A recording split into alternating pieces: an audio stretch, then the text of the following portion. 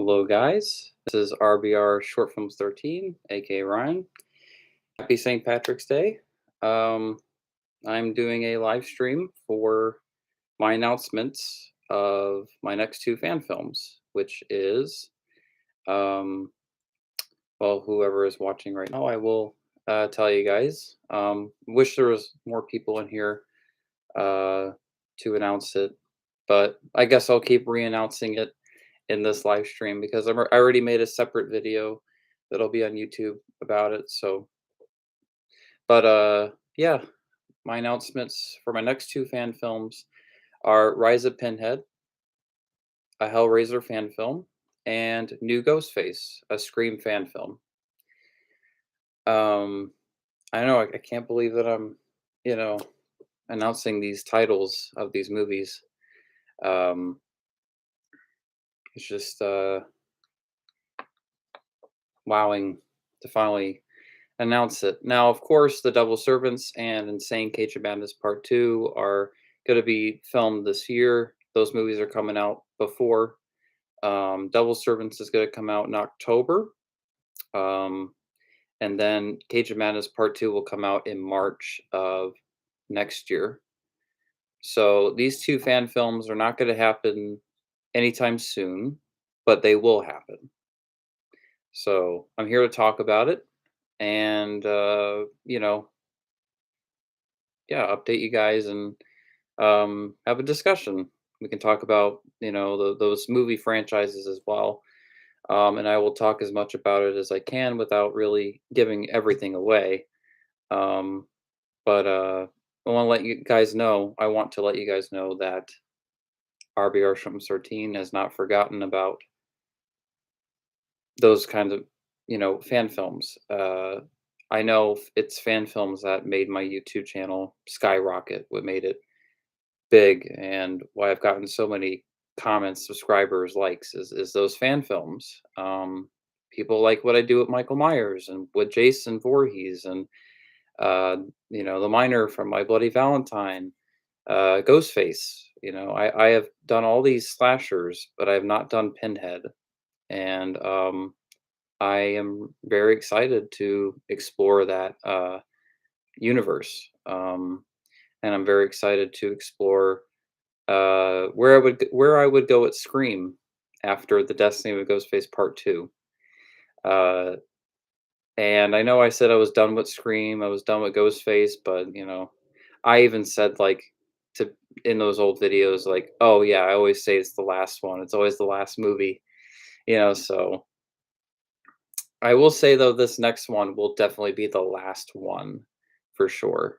Um yeah, I can definitely guarantee New Ghostface will be the last Scream movie I make, unless I change my mind in 30, 40 years and let's reboot it, do a reboot, fan film or something.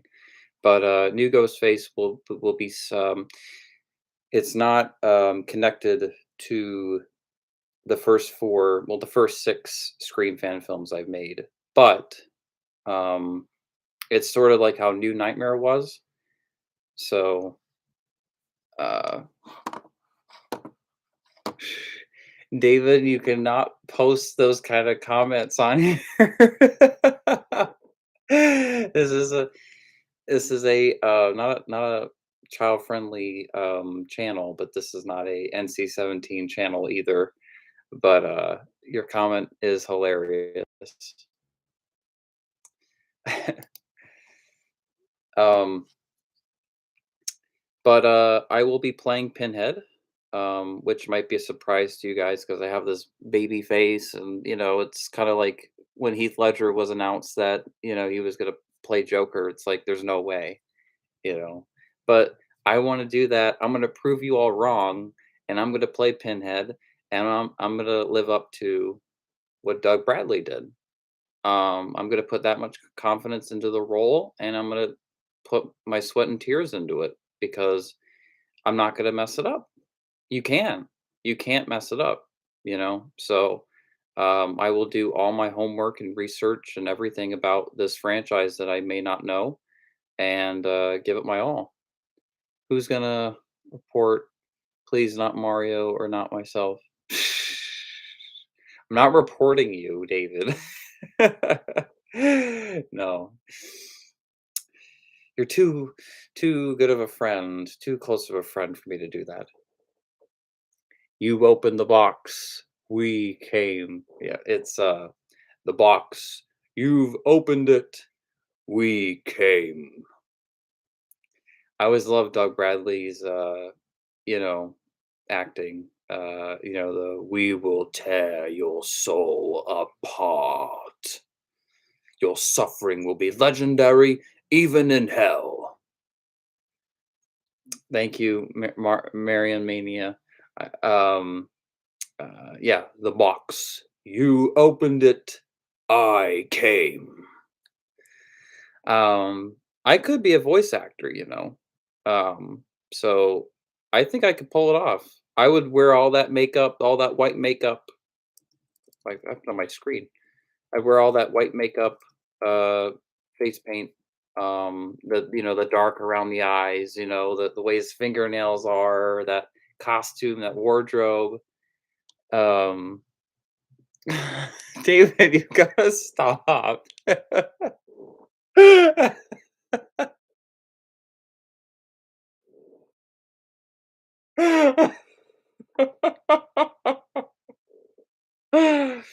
Oh man. Oh god. Um so yeah, I'm playing Pinhead. I'm definitely gonna do a better version than that guy who's in that Obi-Wan Kenobi trailer, the Pinhead wannabe in that Star Wars show that's coming out. This is gonna be Doug Bradley Pinhead. This is gonna be the first two movies Pinhead. This fan film is SpongeBob references will never die. No, they won't. Um, agreed. Uh, I want to go back to how the first two movies were, why they worked, how they worked, why people loved the franchise to begin with. And before they even got to the third movie, I wanted to feel like those first two films, that gritty, out of there, brooding, moody atmosphere with those blue colors and that blue lighting and that atmosphere and that fog and like just it was, perfect. What Doug Bradley brought to that franchise is absolutely incredible. Won't you do redo Revenge of a Ghostface? Yes, I will. I plan to actually make Haunting of a Ghostface, Revenge of a Ghostface, The Destiny of a Ghostface Part 1, and The Destiny of a Ghostface Part 2 into one movie. I would kind of like to do a supercut. Uh, I think ever since HBO Max and like what they've been doing with stuff and like with Justice League, making different chapters, this one long, movie.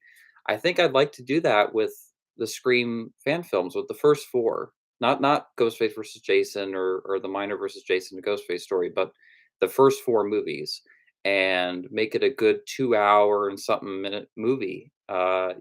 Take out what does no longer needs to be included, stuff that I've learned as a filmmaker throughout time and things that, I wish I could go back and change and cut things out that necessarily don't work anymore.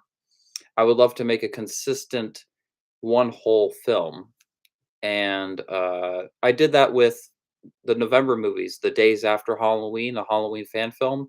That is basically Halloween November 1st to November 4th, all in one movie. So I would kind of like to do something like that and not confuse you guys anymore because YouTube kind of screwed me over with all the copyright with the Ghostface movies. Now that's why people are confused why there's a 2 out of 4, 3 out of 4, 4 out of 4, but they can't find the 1 out of 4 or it's copyrighted or the 3 out of 4 is copyrighted.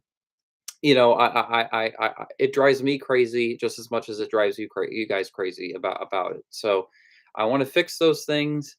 And what's going to be fun about New Ghostface, that fan film, is it's going to go into all that. It's going to be my most meta movie out of all my films. I've never been meta before, like that.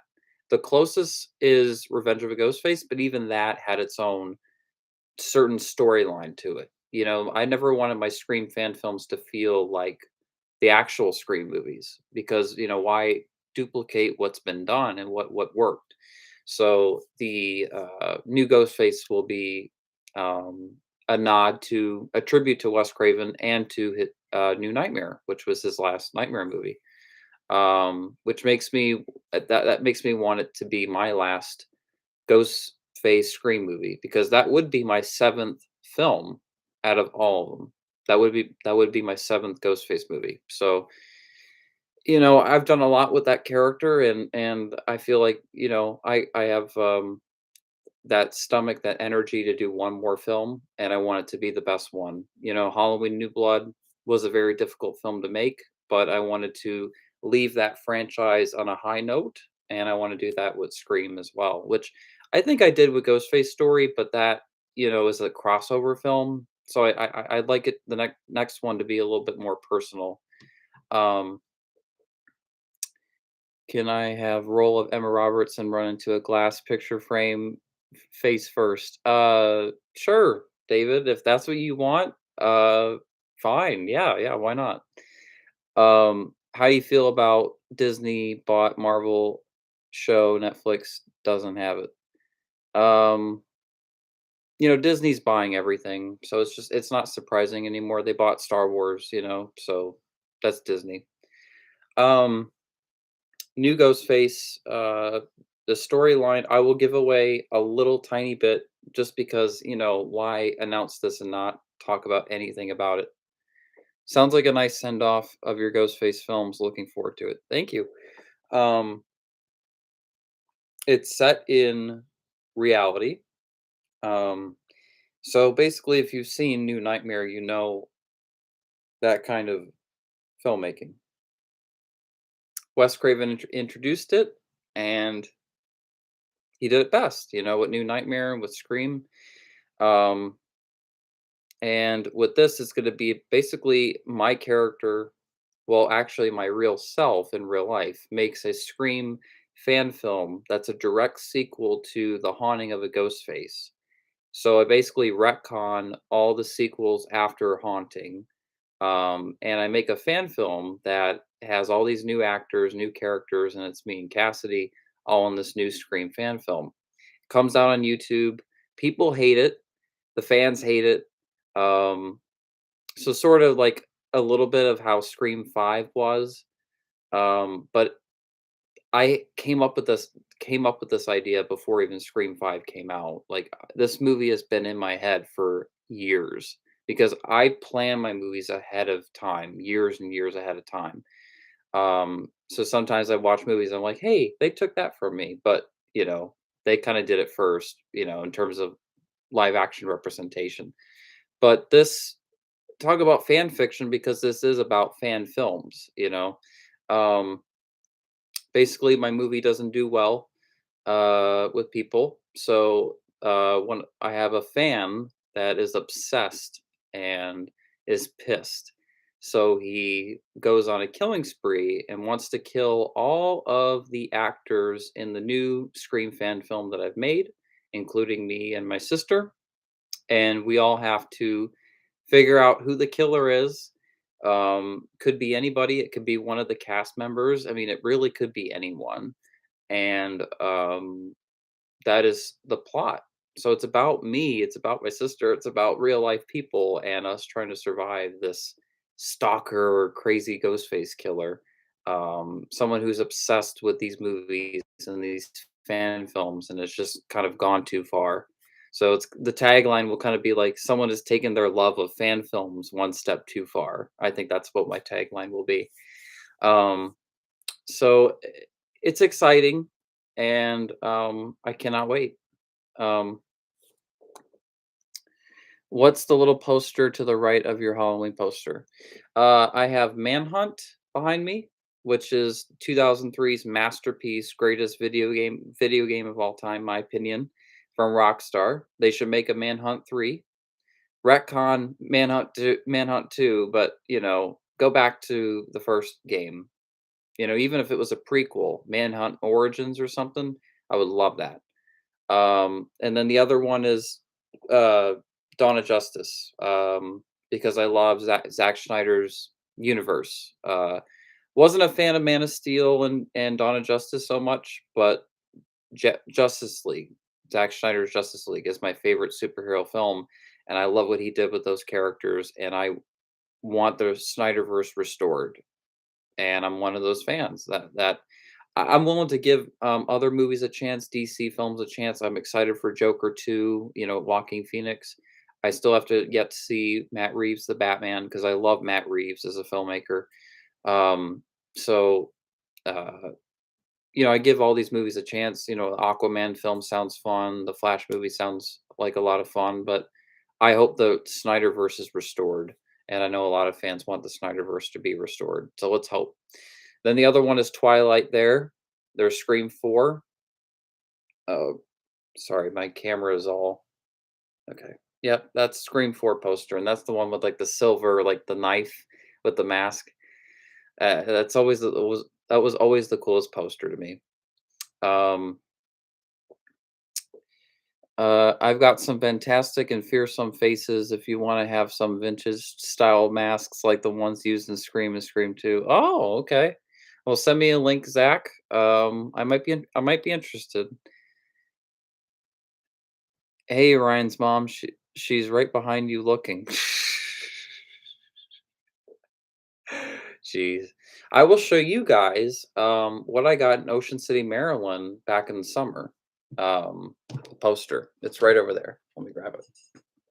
This was really cool, actually. Okay. Someone spray painted this, like a spray painting of Friday the 13th. Now, could you imagine that as the poster? If they came back and did a Friday 13th movie, could you guys imagine if this was the sorry, excuse me, the effing poster? um, Look at the snow, the water there, like that is epic. This guy was wearing like this mask and it was on the boardwalk, and you hear the ocean water and he just sprays it and it turned into this. It's just absolutely incredible. I had to get it. It was so cool, and I remember my friend saying, "Oh, look, it's Freddy Krueger," and I'm like, "Huh, Freddy Krueger?" And then they point out here, and I'm like, "That's not Freddy Krueger, that's Jason." So, yeah, I love this shot. I absolutely love this shot, and I never had any scenes in any of my Friday films where there was a you know scenery like this. I've had a lake in the movies before. I think I've had a little bit of mountain shots, not too much. The water, those trees, but I never had a bridge, or anything, or a dock, for the films. But I love this drawing. I think it's amazing, and I'm gonna hold on to it forever. So let's see that there. Actually, I might show. I might show a couple posters of mine. Oh yeah, this one for sure. Yeah, I haven't hung this up yet, but I do want to. 1, 2, Freddy's coming for you. 3, 4, better lock your door. 5, 6, grab a crucifix. 7, 8, better stay up late. 9, 10, never sleep again. Yeah, I'm definitely gonna put this poster up soon. I got this about a year ago. I just never got around to putting it up on my wall.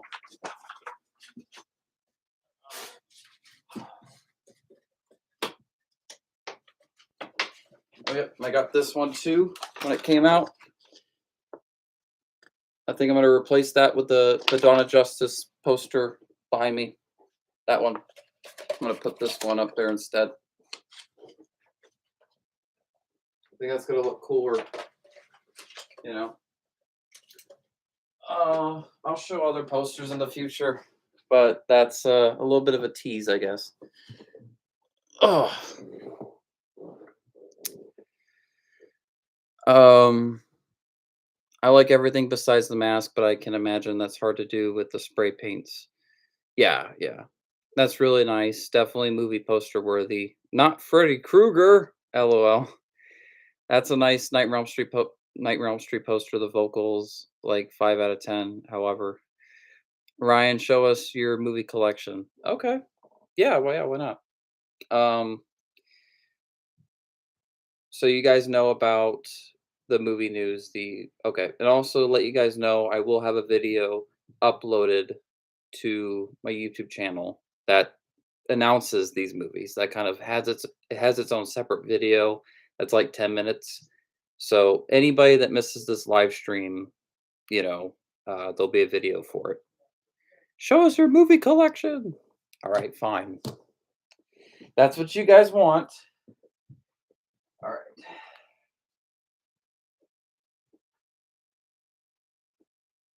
Oh, this side.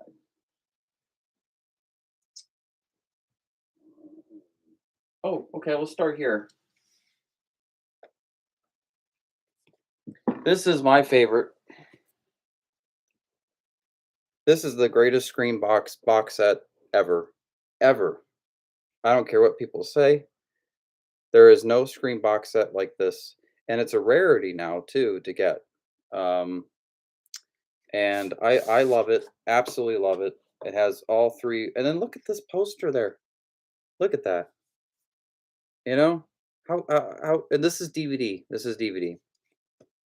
And I have all the Blu-rays of the Scream films, and I own the first one in 4K. I already own Scream 5 in 4K, so but you know what? These posters were the absolute greatest, if not the greatest movie posters of all time. You know, because the Scream 4 and 5 posters are horrible. Now, Scream 5 poster was a little bit better because it had like Stu's house and in the shot. But look at these posters here. I mean, I'm sure you guys own at least one of these, you know. Um, I just love what they did with those original posters. Now you get the original, you get Scream 2, you get Scream 3. There's my favorite, the second one. And then you get this bonus disc, which is the coolest thing ever because here we go. This bonus disc is everything. It's got the DVD special features. Here's how it looks in the back. Um, Behind the Scream documentary, outtakes from Scream, the cutting room, edit scenes using your remote, screen tests, Nev Campbell, Jamie Kennedy, Skeet Ulrich, Sunrise Studios trailers, DVD-ROM features Scream Trivia Game, Scream Character Web, Scream Saver, Scream 3 website, screenplay, and shot list. Now, if you don't have a PC computer with a DVD drive, I'm not sure if it'll work, but the DVD one did work that I watched. So it's the complete insider's guide to suspense trilogy that changed the face of fear. Um, yeah, I love these shots in the back. You can see Nev Campbell. I remember when the trailers came out for this box set, it was like you could read the scripts of the movies, which man, I wish that it was compatible with Mac because Mac computers, Macintosh, because I would love to read those scripts. I'm sure they're somewhere, but yeah, you get all three movies in here. I'll take them out. Um, so you get Scream, and then you get Scream 2. And these were really nice DVDs when they came out. Now, the Blu-ray of the original now, the 4K is incredible looking, but these DVDs were a lot of fun. I grew up with these DVDs. So, I'm always going to have memories of these films and what they meant to me growing up and how they've inspired me as a filmmaker to where I'm at now. So that is this box set. My favorite box set. That's my favorite part of my movie collection is this. Let me put the movies are in out of order, So let me change that real quick.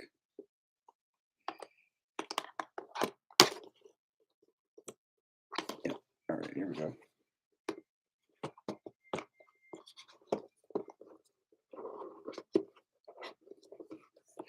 Was never the best with DVD box sets growing up with how to take care of them. Come on. What's going on here?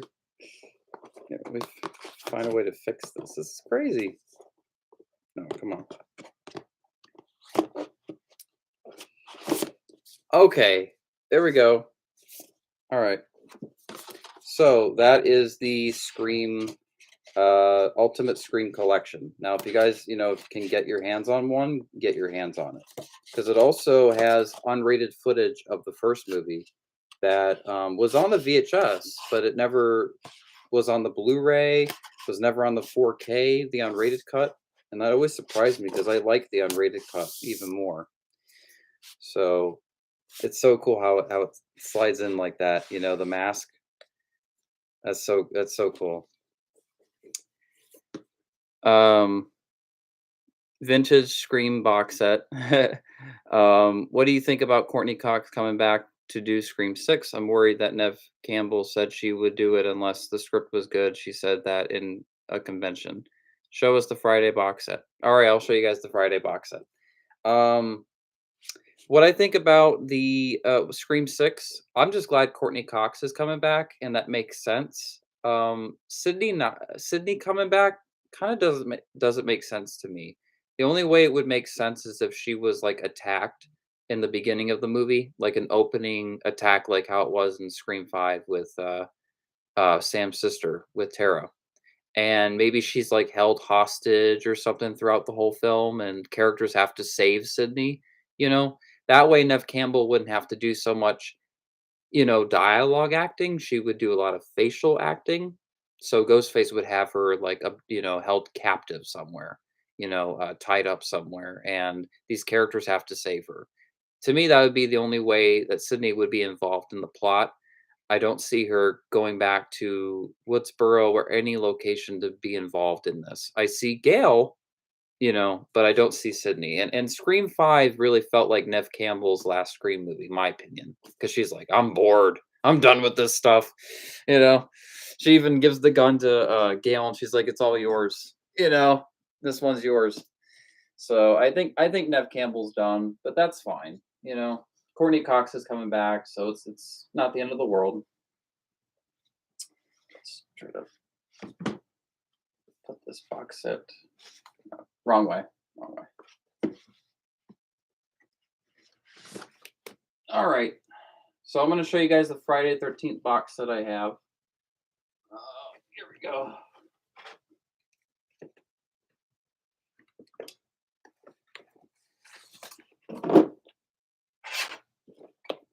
Right. I did make a video about it, but I'll show you guys anyway. So this is one of the coolest box sets ever, Friday the 13th. I am watching the bonus disc right now, like a lot of the bonus features, and it's really cool. How cool is this cover art? I mean, whoever drew this, phenomenal job. What I am a little disappointed is it's not 4K HDR. I would love that for these Friday films, but we do get new transfers of these films, and I do love that. So,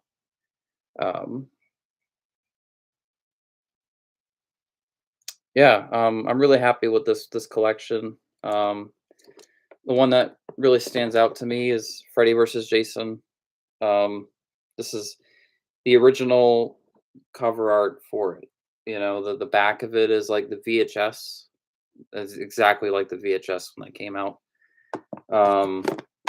Remember, this was my introduction to both Nightmare on Elm Street and Friday the 13th. So I didn't know who Freddy Krueger was until this movie. And it was a phenomenal introduction to his character.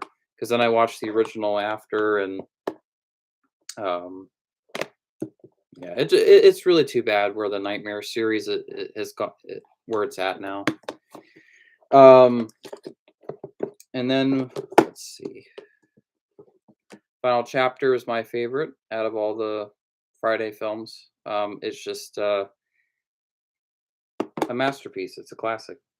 Now, what's too bad about the part three is that this is in 3D, but it's not the red and blue glasses.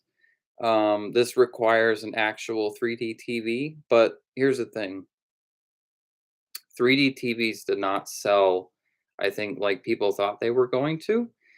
And people aren't into 3D like, I guess studios think they are. And I think it was a big mistake that they included that original 3D of it, because it's very hard to get access to it. I mean, it's a cool option, that's cool, but they should have included the red and blue 3D glasses if they couldn't have guaranteed that everybody has a 3D TV, you know. Because I grew up with the red and blue glasses watching it, and that was fine. It wasn't my favorite thing, but um, I'm a big fan of Friday the 13th Part 2. This one is a classic. The poster was like always my favorite, like the axe, just like it's just something so cool about it. And uh,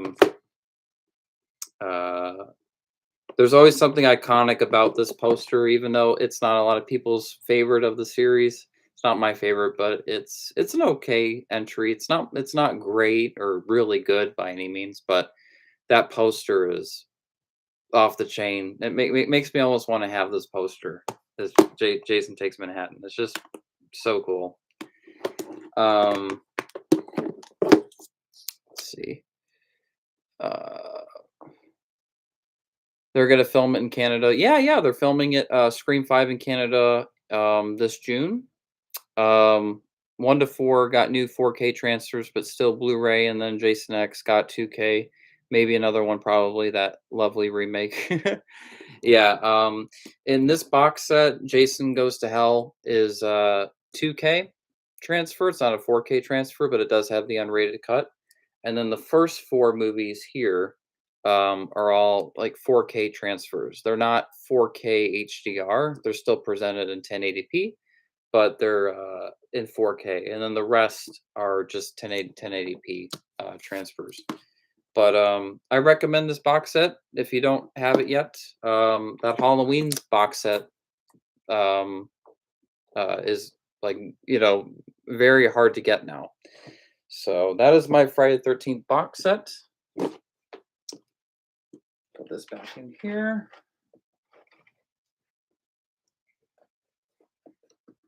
Now this is what I remember growing up. Is this one?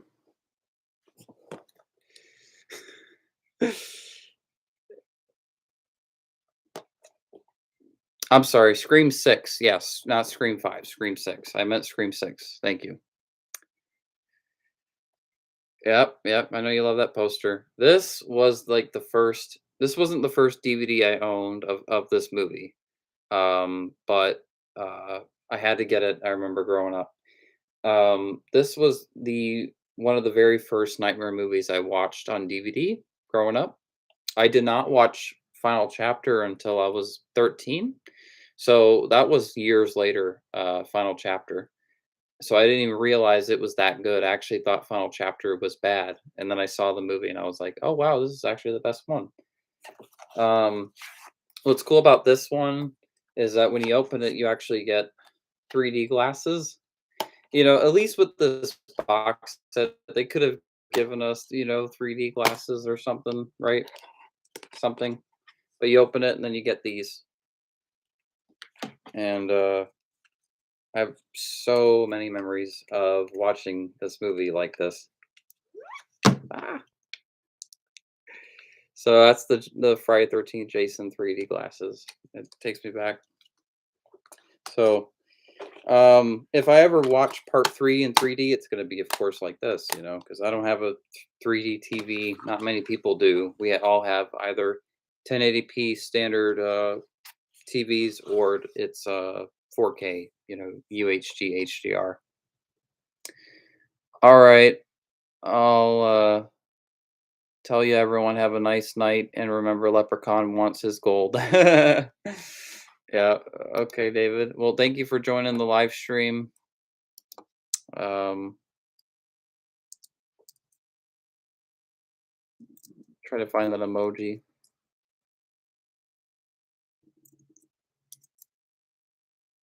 There we go.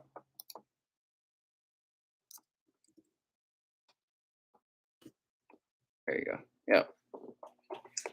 Well, that's guys. That's Friday 13th Part 3 in 3D. I think you guys have seen my Halloween collection. Uh, let's see. Put Friday 13th right here. But you know what? I'll bring out all my Halloween Blu-rays for the hell of it. Why not? You know, why not? Why not? Why not?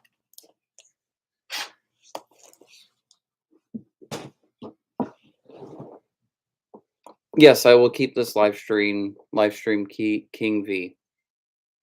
I have that as well with the red and blue 3D glasses. Yeah, yeah. It's iconic. All right, so we're gonna start with Halloween: 25 Years of Terror. Now, it's really too bad that this movie isn't available digitally anywhere. The only place is YouTube. You can find this. So go on YouTube and watch this documentary if you haven't. It's some things wouldn't hold up today in this documentary, but it's it's awesome because it goes into all the sequels of the franchise. It's not just about the original movie. It goes in even to the drama of the masks of Halloween H2O and all that stuff. So it's a DVD that I've always enjoyed.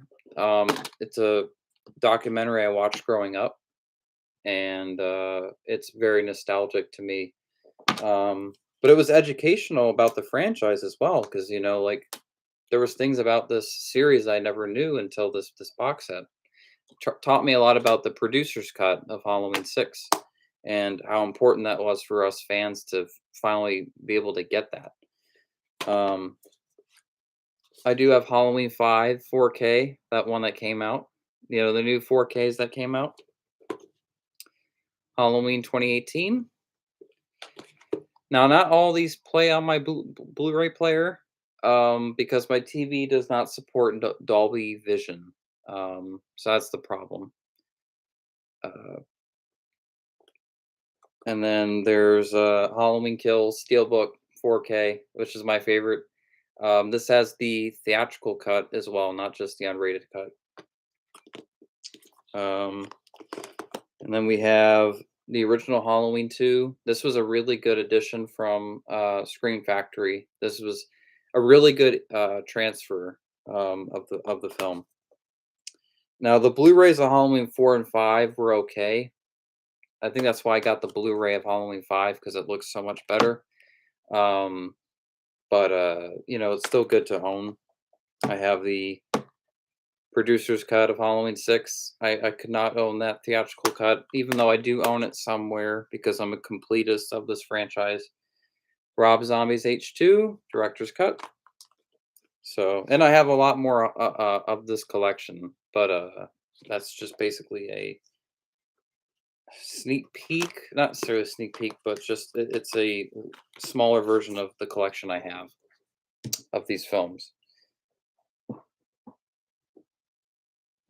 Let's put the steelbook on the opposite side.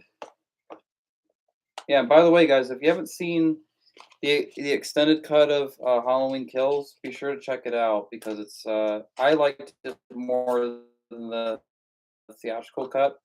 It took me a little bit because I saw the theatrical cut all the time in the theater or on Peacock.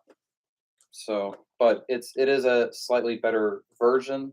The ending will not hold up because the new where they're going with the new Halloween films with Halloween Ends, but it is sort of a better ending than the theatrical cut. And I own this as well. Firefly Family Blu-ray. I remember getting this. I had to get this. This is all of the Rob Zombie's House Thousand Corpses, Devil's Rejects 3 from Hell. I had to get that.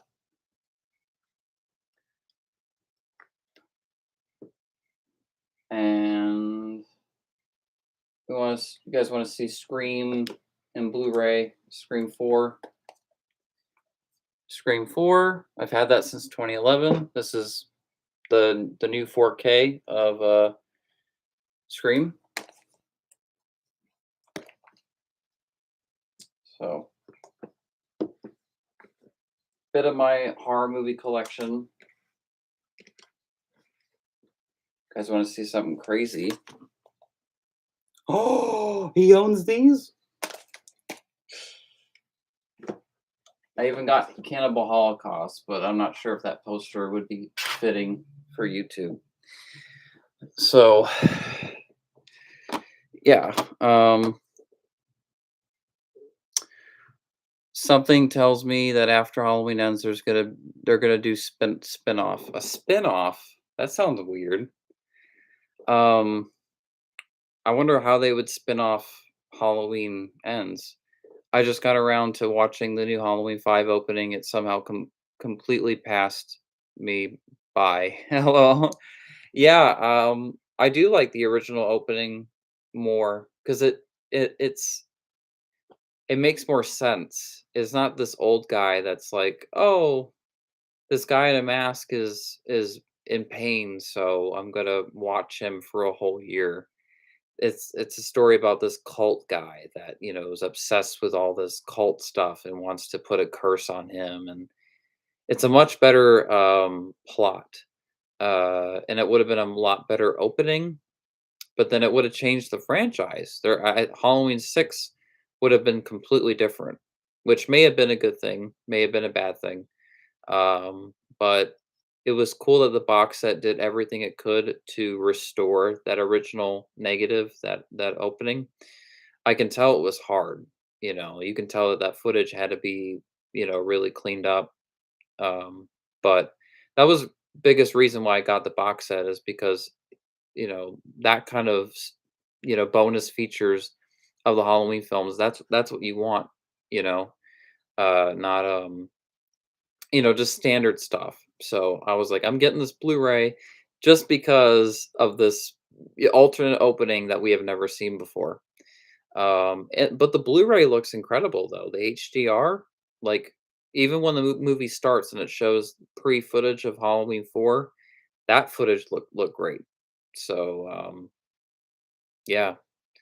Um, Remember back in 2009, you got Halloween 2 on director's cut, but you wanted theatrical cut? Yes, I do, because the theatrical cut has a better ending, but overall as a film, which is better?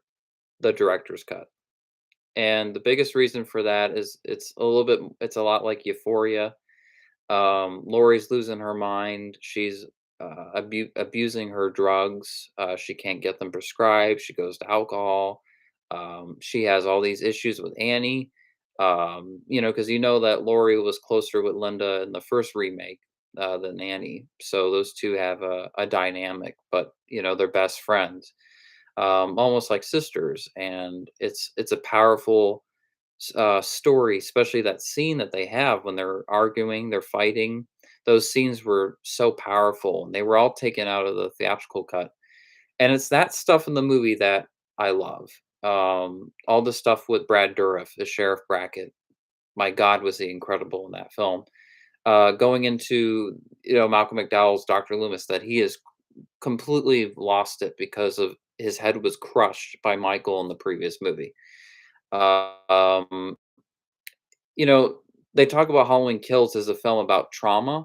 H2 is a film about trauma. That is so real to me. That is so PTSD. The way Annie turns out, the way Laurie turns out, the way everybody turns out after the events of that movie. That's exactly how it would be.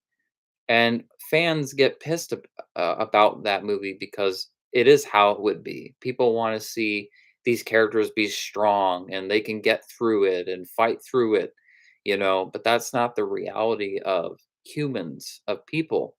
This is a 17-year-old girl that lost her parents, lost her friends, lost everybody in one night.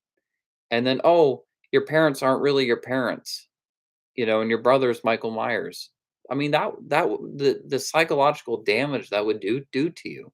You wouldn't even be yourself. You wouldn't be in control of your body. I mean, you would be gone.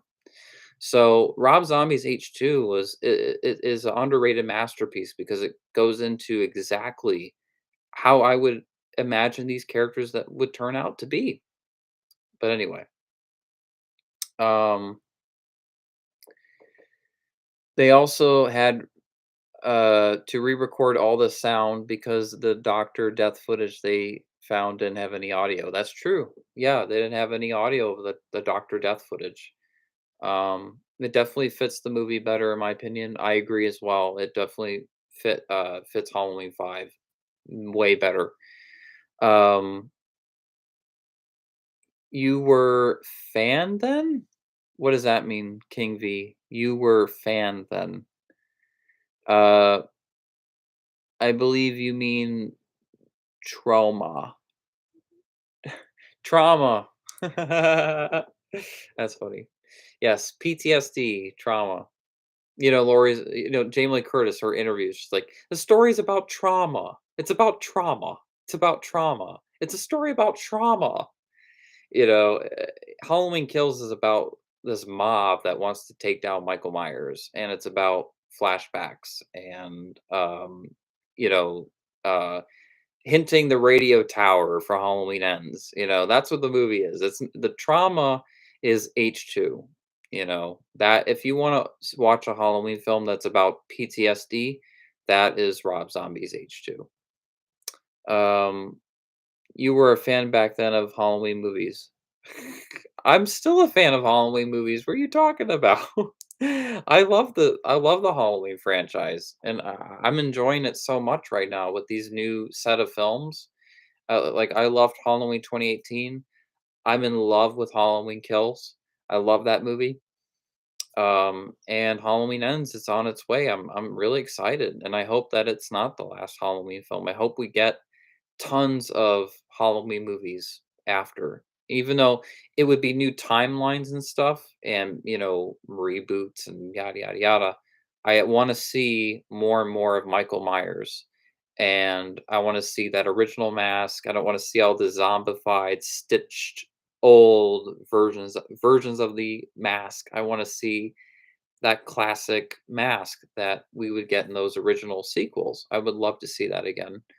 That's why I love the opening of Halloween Kills because it's like the original movies, Um, as much as I really don't like Rob Zombie's H2, I applaud him for actually trying to do something different with the Halloween movie. Fair. I grew up on them. Same. I was born in 1995, and Halloween H2O sadly was exposed to me when I was 4. I think that was 99 when it came out on VHS, and I saw it way too young. Um, and I remember Halloween 2 on Sci-Fi Channel. It was edited on there, and it wasn't until I got a little bit older where I started to watch all the edited versions of the movies on cable, and then, my mom let me watch, H2O unedited, which, wasn't too bad. Halloween H2O isn't that bad. It's not Halloween Kills, with the gore and language, but, and then Halloween Resurrection was just funny to me as a kid. I laughed so much to that movie. I was 9 when I watched that. It was on, HBO, I think, or it was on Showtime, and I was just laughing so hard to that movie because it was just like, what?" It just made me laugh, I don't know. Um, H2 is the best looking Halloween film behind the original. Yeah, I would agree with that. No, no, no, Halloween Kills. Halloween Kills because of that opening. The flashback opening sequence. That is an incredible amount of cinematography. That wasn't Dean Cundey, and yet those cinematographers pulled that off. So they deserve a huge credit to that movie. So I would say H2, but I also would say Halloween Kills. So maybe not the second half of Halloween Kills, but that first half, that first act where it shows 1978, it shows the Myers house, it shows those rooms, the same lighting. Yeah, like, it's like something you can't ignore, of that film because those people, the people that worked on it did their homework. And if you watch the behind the scenes of Halloween Kills, they talk about how much they researched those shots, those camera angles, how much they try to live up to what Dean Cundy would have done. And I honestly think maybe what they did is better than what Dean Cundy would do now. Because I think Dean Cundy won't do it because he doesn't have it anymore. Because he doesn't have the talent that he used to have as a cinematographer. I don't think it's the I want money situation. I think it's because he can't do it anymore. Same with Alan Howarth.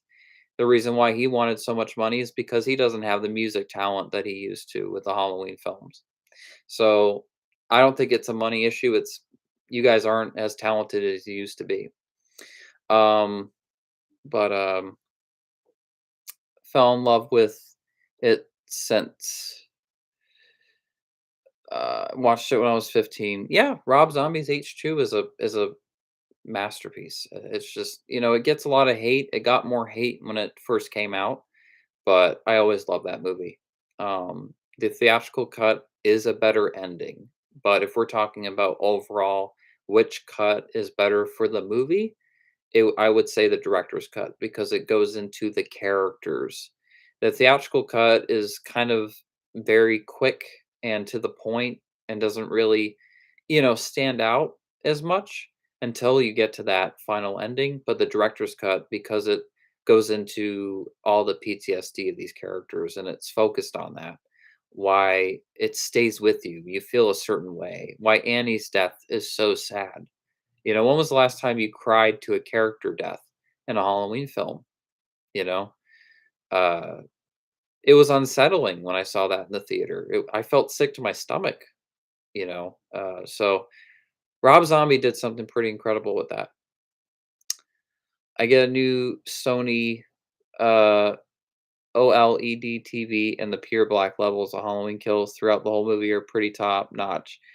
Would have made my Samsung LED TV bloom like crazy. Yeah, Halloween Kills looks incredible on my, new 4K TV. I have that TCL. It's good, but it doesn't have Dolby Vision, so I can't play my Blu-rays. So whatever Blu-rays I get, the only way I can watch them in 4K is through the digital codes, or if I own it digitally, which isn't the end of the world, but it would be nice to be able to watch all of my 4Ks on my TV. But my TV doesn't support all of them, so. But that's really cool. You have a Sony 4K TV. That would be the best to own is a Sony 4K TV. Um, but you're still gonna do Scream fan film? Yes. This is what this live stream is for. Is to announce new Ghostface and Rise of Pinhead. Now I will re-talk about those movies now that my subscribers are in here more. So let's talk about it, guys, here on YouTube. Let me have a little thirsty. Hold on.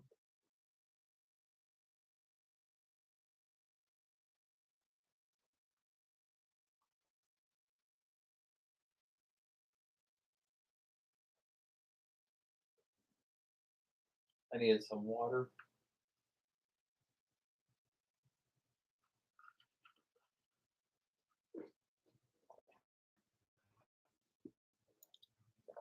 Okay. Anyway, all right. So, here's my ghost face mask.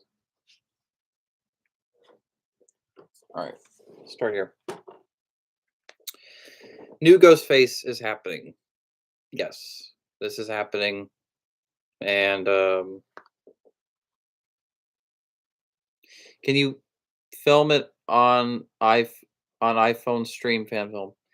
Um, my next movies are going to be filmed with my Osmo and the new iPhone that just came out, that iPhone 13. So like it's going to be 4K high quality. My movies are not going to look cheap anymore, guys. My movies are gonna look really, really, really great from here on out. Anyway, um, I won't be Ghostface in New Ghostface, neither will my sister. Um, so basically, the storyline for Halloween New Ghost not Halloween, sorry, Scream for New Ghostface, is a storyline about, me and my sister, we make a new Scream fan film for YouTube, and people don't like it, so one of my obsessed Scream fans, want is now gonna try to kill all the actors on that movie and me and my sister because that fan is insanely obsessed and they want to uh, kill us. So it's going to be my most meta out of all my films, but I'm very excited for it. And it's finally a movie where me and Cassidy can work together and we can be a team and try to take down Ghostface. Because Cassidy was Ghostface in the original Scream series, and then Kyle was just a crazy mess of a character. This is exciting to me because it's like a fresh new start, but it's also a standalone movie, which is how Halloween New Blood was. It stood on its own, and that's what I want to do with it. Um, how's my mom doing? She's doing pretty good. My old Samsung didn't have Dolby Vision, so going from HDR10 to Dolby Vision was a bit of an adjustment because Dolby Vision tends to be a bit darker than regular HDR.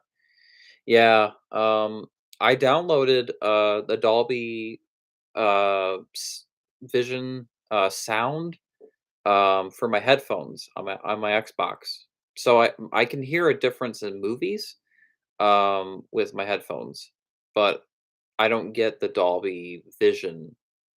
It's just the TV doesn't. It's so stupid, but it doesn't support it.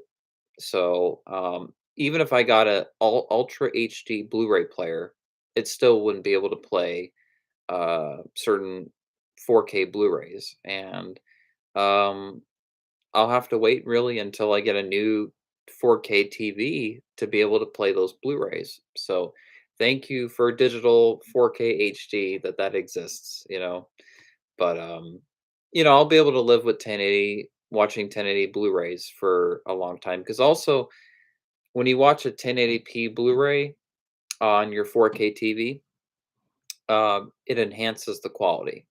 So, you do get a slight improvement anyway out of it.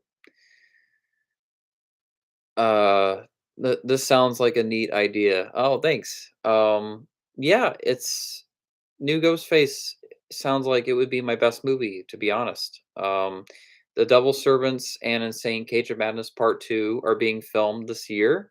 Casting is looking good. It's looking great. I'm getting all the actors together. This stuff is really happening. These movies are really actually happening. It's no longer, oh, we're in a pandemic and it's not going to happen if nothing changes, of course. Uh, Yay! These movies are going to be made, and they're going to be done by the summer.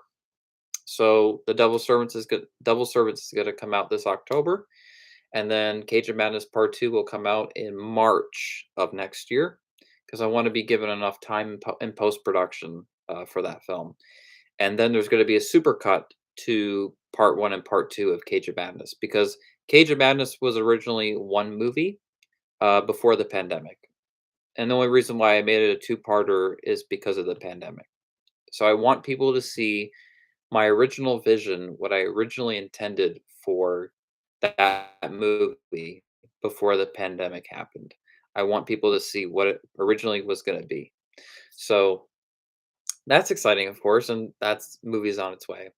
But there will be Rise of Pinhead and New Ghostface at some point. Now, I'm not saying to you guys this is going to happen in a year. This is going to happen in 2 years.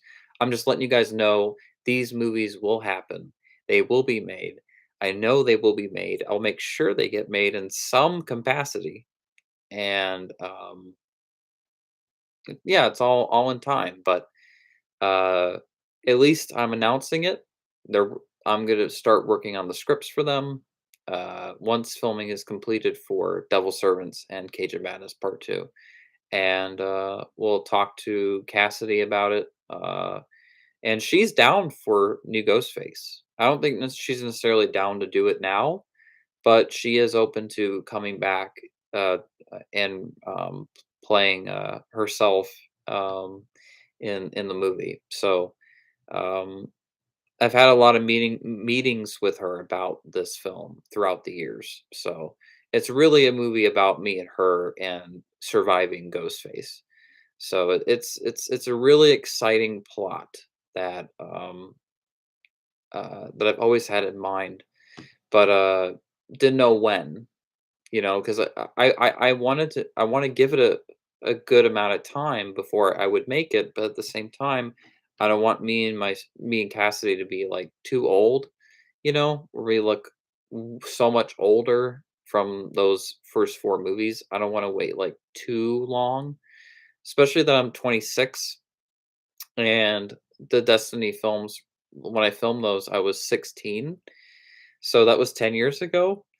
So you know, I don't wanna get I don't wanna make this movie when I'm, like, in my 30s, like or, like, you know, mid-30s. I wanna definitely make sure these movies are made, in my early 30s. So, we're talking 3 years from now, 4 years from now, these 2 movies, but they're actually gonna be made, they're gonna happen. I just didn't wanna, like, not say anything. You know, I wanted to definitely talk about it with you guys. And you know what? Things change. You guys have seen that with my fan films and my short films. You know, things change all the time to where sometimes those movies that I don't think will be made forever are made, you know, in a month or in a few months. And, you know, yeah. So anything's possible, but I wanted to announce this to you guys. I am very excited to start filming again for Devil Servants and Cage of Madness. I am pumped. Um, Holy crap, that was 10 years ago? Yes, it was 10 years ago. Because I filmed The Haunting of a Ghost Face in 2010 and 2011. I filmed The Revenge of a Ghost Face in 2011. And both of those movies came out in 2011. I don't know how I did it, but I did it. Whew. And then the Destiny of Ghostface Part 1 came out in December of 2012. And I filmed both parts in summer of 2012. So I was still 16 when I filmed those movies. I was 17 when it came out. Uh, my computer keeps asking me to update my my Mac. Um, anyway, and I remember having dreams after that movie where I'd be waking up and I'm like, "I have to save Kyle. I have to save Kyle from I have to save his character from, killing himself." I don't know why I would get these nightmares of my character, and, like, I feel like it was, like, my fault and that I had to, like, go save him, my own character, but, I don't know, I mean, it was a tough decision to have Kyle kill himself in the movie, but it was unpredictable, and that's why I chose to, uh, write it like that. Destiny Part 2 came out in July of 2013, but footage for that movie was shot a year before. You know, it was just in post-production for a long time. I added a couple things in there, before the movie came out, but, yeah, it's been a total 10 years. Uh Now, it won't be fully 10 years since I filmed the movie until this June? This June and July. I think it was July that when I started filming Destiny. It was July and August that I filmed it. So it was a good, like, 2-month shoot, um, and, I learned a lot on those movies. That was the first movies I filmed out here in PA and in Wisconsin. So the Destiny films were half filmed here in PA and then half filmed in Wisconsin. So I was mixing both of those states and locations and environments into one. and that was fun. Actually, that was a lot of fun to do, and I did have a better experience on it in terms of the filming process. Um, than Revenge of a Ghostface, and I would even say The Haunting of a Ghostface. The Destiny films were a lot more fun. The post-production process was very painful. I was going through a lot of psychological issues then. My psychiatrist had me on way too many medications at the time. I was way too heavily medicated, and I went through severe withdrawals throughout post production of part two. So, part two was originally going to come out in April of 2013, but then it was delayed till July of 2013 because of what I was going through with all my medications. It was really bad. But uh, I had to do, if I had to postpone it, I had to postpone it. Um, so, um, yeah, Destiny Part 2 was a tough process when it came to post-production, not the filming process. So, um, yeah, it was a tough time, but I got through it. So, but I feel bad that the Destiny of Ghostface Part 2 is now blocked worldwide on my YouTube channel. So I literally have to go back to the first 4 movies and clean all of them up. I have original negatives of Revenge of a Ghostface, Destiny, Part 1, Part 2, and I got some of Haunting, and I just have to, it's gonna take me, like, probably a whole year at some point whenever I'm ready to do it, to put all that together, and get rid of all the copyright music and never have to worry about that again, where people can just watch those movies and they can comment on them, and it's no longer why is this blocked or why is this audio swapped. And uh if I could go back, I would have not have added copyright music. I would have uh added public domain music. But here's the thing, in 2011, 2012, 2013, it was a lot harder to do that. It was a lot easier to get copyright music than to get music from a site that was public domain suspense. We didn't have productioncrate.com yet, you know. It was still the beginning of all of this. So I was learning throughout the way, and I wish Google, YouTube would have been nicer to me about it. Where, hey, let's take out the copyright audio of your movies, the music, but we'll keep the audio that has your dialogue, that has your, you know, um, everything else. We won't audio swap that. But instead, what they want me to do is add random public domain music from their website and completely erase all of my audio and dialogue of every single scene of those movies. How would you guys feel watching one of my Scream fan films with a bunch of music that doesn't fit and has no audio whatsoever? You guys wouldn't enjoy it, and I wouldn't enjoy it either. So it's something that I have to change, and I am aware of it, and I promise you guys it will be fixed. It's not going to be fixed overnight, but it will.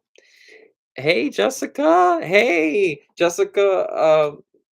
Oh my God, Jessica's in the live stream. Jessica Hugh. Um, she played Casey in the Destiny of Ghostface Part One, Part Two. She was in Ghostface versus Jason and the Minor versus Jason, a Ghostface story. She played the Brandon James Ghostface in that movie. She's here on the live stream. Hey, she got married in 2019. Amazing wedding. She just had her kid this year. I'm really happy for her and for Hong. They both were in the Destiny of Ghostface Part One and Part Two, and it was so much fun to work with them on those movies. So I've been friends with her and Hong since 2012. It's just been like a whole history. It's been 10 years since I've known them, and uh, yeah, Jess is awesome. She's always been one of my greatest actresses, and I love her. Thanks for the hype up. How are you doing? I'm doing okay. The movies are looking good. The Devil Servants is looking good. Insane Cage of Madness Part 2 is looking good. This live stream is an announcement to also my next fan films that I'm going to be making, not in like in a year or in 2 years, but in the future. It's films that I plan to make. I announced new Ghostface to everybody, which that storyline is about the first 6 Scream fan films that I've made, the ones that you were in, Jess. And it's about this obsessive person. This character is obsessed with all of my Scream fan films and wants to kill the actors, including me, including Cassidy, of those films, and wants to make a better Scream fan film for my YouTube channel, like someone who is obsessed and gone. Um, I have not talked about that movie with you yet, Jess. But if you're interested in the future, in the next like 3 years, let me know. Um, uh, let me know because it's gonna be meta. So it's like you would be playing yourself. You wouldn't be playing Casey. You would be playing yourself. So it would be not connected to those movies, but they would be though at the same time. Like they exist, but the storyline is about us. It's about you, me, Cassidy. It's about the actors in those movies and this obsessive fan that wants to kill us because we made a horrible Scream fan film. If that's something that you're interested in the future, let me know. But that is something I plan to make one day. If you ever need another actress or would like a real baby in your films, Cam and I are happy to help out. I can play myself, no problem. All right, Jess. Yay! So I guess that's confirmed live, guys. Jessica is coming back to the Scream fan film, my Scream fan film series. So we got me, we got Cassidy, we got Jess, we got the mains all coming back at some point for new Ghostface. So it's exciting. I'm really excited. Um, I have so many great memories with those films, and I became such great friends with Jess when I worked on those movies, and we filmed Destiny Part 1 and Part 2 in one day. We rehearsed and we talked about the movie months ahead, but we filmed it in all one day, which was crazy. Ghostface versus Jason, the scenes that Jess was in those films took about a couple days, and then the Minor versus Jason the Minor versus Jason the Ghostface story took about, I think it was 2 to 3 days that we filmed your scenes, Jess, or it was, correct me if I'm wrong, or it was 2 days. So the filming process has never been long because Jessica is a pro. She is one of the greatest actresses I have ever worked with, and she just knows how to play that character, Casey, and she just knows how to act. And it's not, I don't have to go through all these multiple takes to get what I want from Jess. She just understands my films, she understands that universe, and it's very hard to get actors that can live up to that or understand that kind of filmmaking. So I thank her a lot for it. It's funny because literally last night I went on your channel and rewatched the scenes of Minor versus Jason. It was 2 days, I believe. Casey is my alter ego. Yeah, we filmed, yeah, the Minor versus Jason, a Ghostface story that came out on February 14th of 20 um, uh, 18. I wanted to release it on Valentine's Day because the storyline was about Valentine's Day. That's also Jessica's month as well, her birthday month. So it was fun. We filmed her scenes in October of 2017 for Ghostface Story. We had a small private screening for it when the movie came out, and it was a lot of fun. Um, yeah, on your birthday, yeah, it was. Oh, it just takes me back. Takes me back. Yeah, Valentine's Day. It's your birthday. And what a cool day for for your birthday to be on a holiday. Um, I always wanted I always wanted my birthday to be on a holiday, but yeah, it's so cool. Um, Congratulations, Jess. I really hope you're doing well. I'm really happy for you, and I'm really grateful for all the experiences that I've got to have making those films. I got to kill Danny. That was the best scene. Yeah, yeah, yeah. If you guys watch the director's cut of Ghostface versus Jason, not the theatrical cut, but if you guys watch the director's cut, there's a scene where Jess's character Casey kills this random guy who's just having a cigarette in the street, and she just snaps his neck. But it was a fun scene to film, and Danny is one of the coolest people I've ever known. He Without him, a lot of these movies wouldn't have been possible. He let me film so much of my movies at his building, and he let me use his actors, and he was very understandable, and like Danny's awesome. So, um, oh, thank you. I love filming with you. It was a pleasure every time. It was just seriously, like I had so much fun working with you. You're in probably my top 5, of, like, my favorite actors that I've worked with, and, I would love to be able to work with you again. I know you have a kid now, I'm sure you plan on having another kid, but, anytime, let me know that you are available, in the future, that I think that's why I filmed Ghostface Story in, 2017. 'Cause I knew that you and Hung, were gonna get married, you guys were gonna have kids, and I wanted to make sure that your scenes were completed. That way, I wouldn't have to ask you, at the wrong time. But, your scenes for New Ghostface, that film, doesn't have to be, like, a lot of scenes. So, if you just wanted to be on set for one day and shoot 1 or 2 scenes or something, maybe you'd be like the opening kill, or something like that. We could do something fun, but, just let me know. But it's something that I plan to do in the future, and, you just let me know. Uh, thank you for joining my live stream. This live stream is for, all you guys, all my subscribers, and to talk about, um my next 2 movies. Thank you, Jess. I really appreciate it. You're awesome. Seriously, you're awesome. And I'm so happy for you and Hong. It's all I've wanted for you guys. So, um, but yeah, Rise of Pinhead. Uh, I'm gonna be playing Pinhead in that.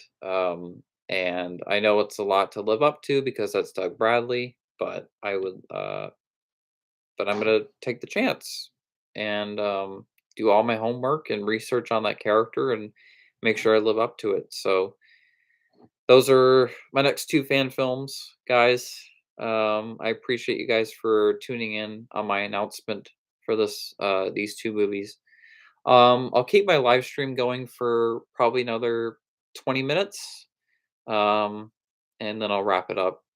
But this is a fun discussion with you guys for a little bit.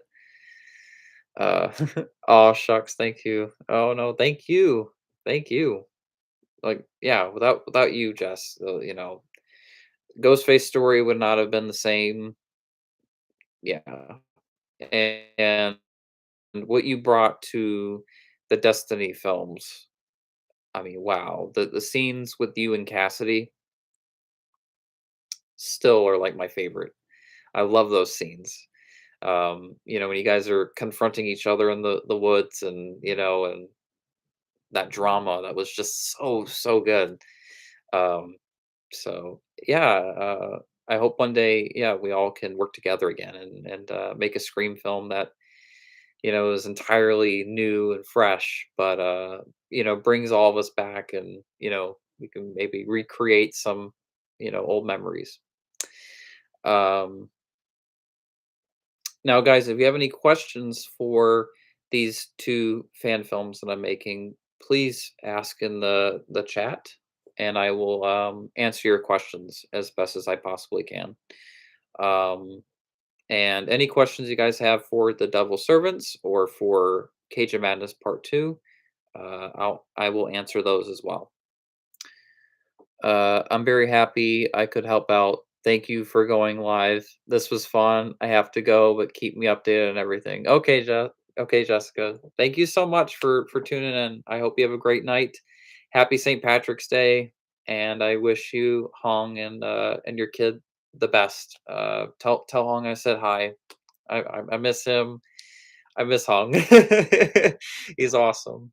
And I love you guys. So you guys take care, and I will definitely keep you updated. Jess, thank you, thank you. Millen TV, hello. How are you doing? How's your day? Happy St. Patrick's Day, guys. So I don't know who celebrates it or not. I'm Irish, so I celebrate it, but not everybody does, but that's fine. Happy St. Patrick's Day. Hung says hi. Have a great night. Oh, okay. Cool. Cool. Yeah. Have a great night, Jess. Have a great night.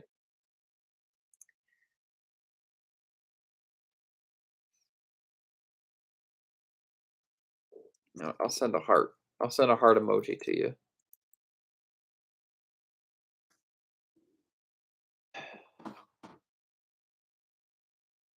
YouTube has it set up differently than my iPhone. So let's see.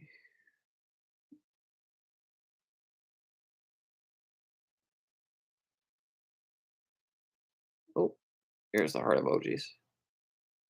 Okay. There you go.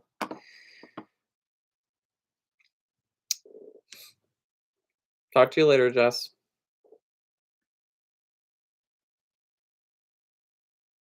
So yeah, guys, now post a comment on the live stream on the live chat of any questions you guys have for the movies.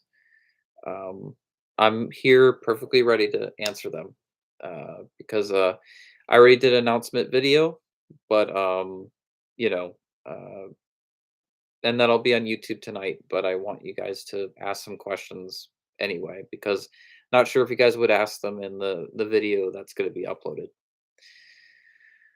I've got a Guinness in hand and watching Leprechaun movies. That's my St. Patrick's Day. Yep, yep. That's what I'm gonna be doing later. Is definitely I'll have a drink and watch Leprechaun. Uh, a couple Leprechaun movies for sure. That's why I own all the Leprechaun movies because I wait till um St. Patrick's Day to be able to do that. When did you get the idea for a Pinhead fan film? Dead by Daylight. If we're gonna go with a 100% honest answer is Dead by Daylight.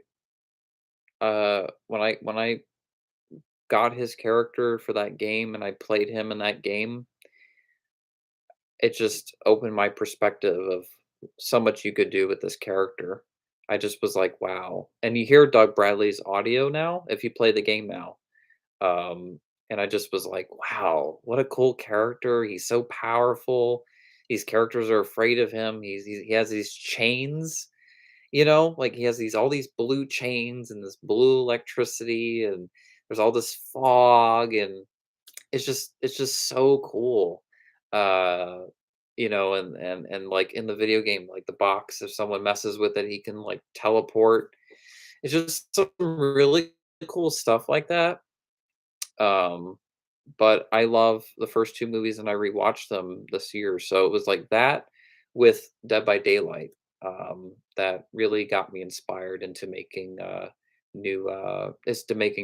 fan film about Hellraiser, about Pinhead. And I know that I'll probably get some backlash or mixed response from people about that role, but I want to play that character and I want to take risks with my career. You as an artist, as a filmmaker, you have to take risks. you know? And you have to expect backlash as well. But here's the thing, I'm not pulling a Last Jedi on this. This is gonna be, I guess, more in line with, I guess, like how Force Awakens is like, or how these requels have been, but it's not a requel. Here's the thing though, this movie is its own thing. So you could look at it as a prequel to the original movie. You could look at it as a direct sequel to the second movie that takes place decades later. You could look at it as a film that entirely stands on its own, that has no connection to those Hellraiser movies, but is a Hellraiser movie. You could literally look at it in any way you want. I'm not going to confirm it as a certain thing. And that is out of respect for the franchise, because I don't want to change anything that people love about it. Now, it's a fan film, so I'm sure people won't, be as mad. This isn't an actual movie, so I feel like I can do a lot with it, but I want it to be how the first two films are like, especially the second one, even more like the second one, where it's just really dark and disturbing and eerie, and that atmosphere, and just something that kind of like wows you and makes you think, a little bit. uh yeah, Clive Barker was just a genius, with Hellraiser. So I would love to do something that is very Clive Barker Hellraiser, and not what those sequels were. um uh to me, those don't exist in my fan film. The first two films exist, uh, but the sequels do not. They're just not for me. I think they were pretty much all bad. The third one was okay, um, but then after that, it's just kind of like, I mean, the sixth movie brought Christie back, but it's those first two films that are Hellraiser, and I want my fan film to feel like that. Like the Twilight short that I made, that felt like the first Twilight movie, that tone, you know. So I want the tone to feel like that. I don't want it to be um different. I don't want to be one of those filmmakers that is like, oh yeah, there's all this source material, and I'm not gonna be a Ryan Johnson to this, or to any of these franchises. I'm not going to put my own spin and mess everything up, but neither am I gonna be like Abrams, where it's just copy and paste. There's gonna be a story in there, but there's gonna be that nostalgia at the same time. And it's very hard to mix those two, but once you figure it out, then once you figure out the right recipe, then it's a great meal, and, I don't wanna mess it up, and I have no plans to. I plan to do everything in my power as a filmmaker to make it, hopefully one of the greatest fan films, for Hellraiser on YouTube. I've seen a few fan films on YouTube of Pinhead, and they're actually pretty good. I think because his storyline, he's a slasher, but it involves magic, and and underworld, and like hell, and like all this stuff. So it's just kind of a mix of all these different things, and it's so fascinating, because I'm so used to movie slashers with no dialogue when it comes to like Michael Myers and Jason. Uh, I had a lot of fun with Ghostface because Ghostface has a lot of dialogue, and there's that. Um, and like the Devil Servant series, like those characters have dialogue. I like slashers with dialogue. That's why I love Freddy Krueger. So to do something like Hellraiser, like Pinhead, there's dialogue, and there's a lot of dialogue I could give to Pinhead's character. So uh, really looking forward to really looking forward to it. Think you'll do really well. Thank you. Thank you, Mario Mania. Um, I really appreciate that. Um, yeah, I mean, I'm nervous, of course. It was a big deal for me to even do a live stream about this for you guys, but I wasn't gonna keep this on hold forever. Not letting you guys know the fan films I'm gonna make in the future. Um, because even though I have 2 short films I'm working on right now, which are my own original ideas, my own movie series, they're not based off anything, but I just wanna admit to myself now that I can't say goodbye to fan films, and we also have to remember, if you guys go to my YouTube channel, my most viewed movies are my fan films. So, what does that tell you? People want fan films from me. They want those kinds of movies from me that are fan made. People like what I can do with those characters. Um, so if I could make Jason work, if I could make Michael Myers work, if I could make Ghostface work, if I could make the minor My Bloody Valentine killer work, then I could possibly make Pinhead work, and do something with Hellraiser. I never thought I would, and I wanted to make a Nightmare on Elm Street fan film, but you know, without Robert Englund and without Robert Englund, you know, it's just not possible. My uncle Gary would do an incredible job, and I would so make a Nightmare on Elm Street fan film with him.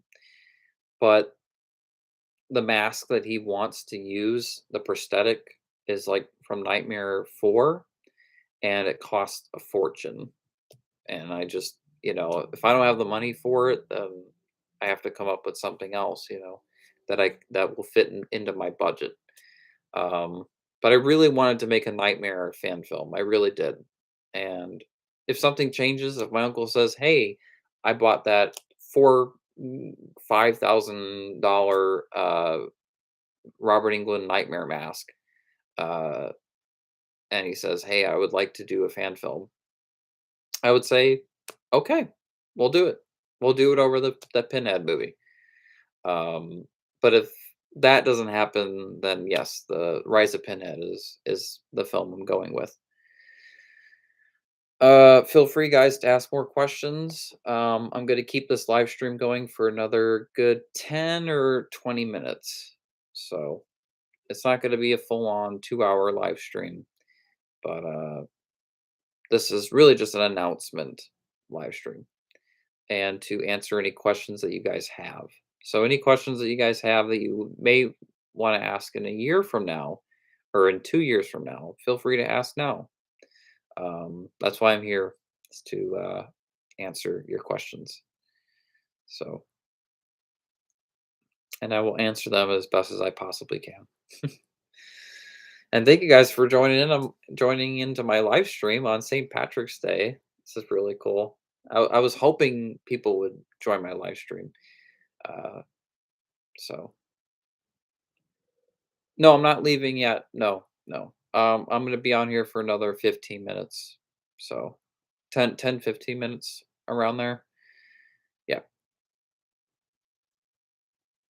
at most 20 minutes. So I'll wait to talk, I guess, when you guys answer a question or something. I mean, not sorry, answer a question, ask a question. Yes, King V, I will keep the live stream. I always keep my live streams. Oh boy.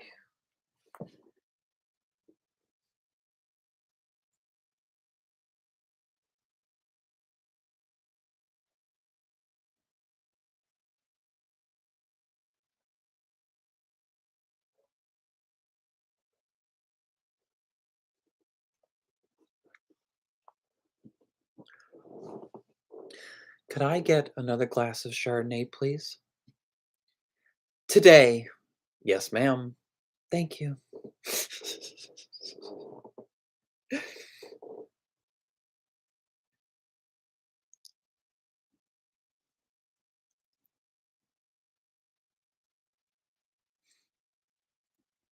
Let me know what you guys. What is your favorite moment from the Halloween movies? What is your favorite scene from the Halloween series? Like, what is the best scene?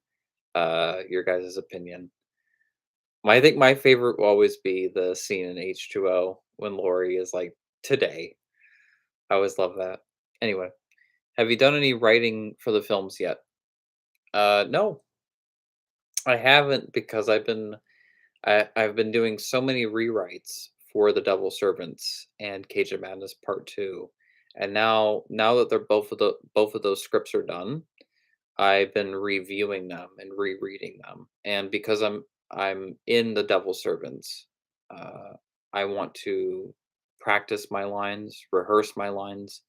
I want to make sure that I'm all prepared for that role for when we film it. Um, it's hard when you're the writer and director and you have to act in the movie. I much rather prefer when I'm just the writer and the director and I have a cast. But as time has gone on, it's been harder to get actors.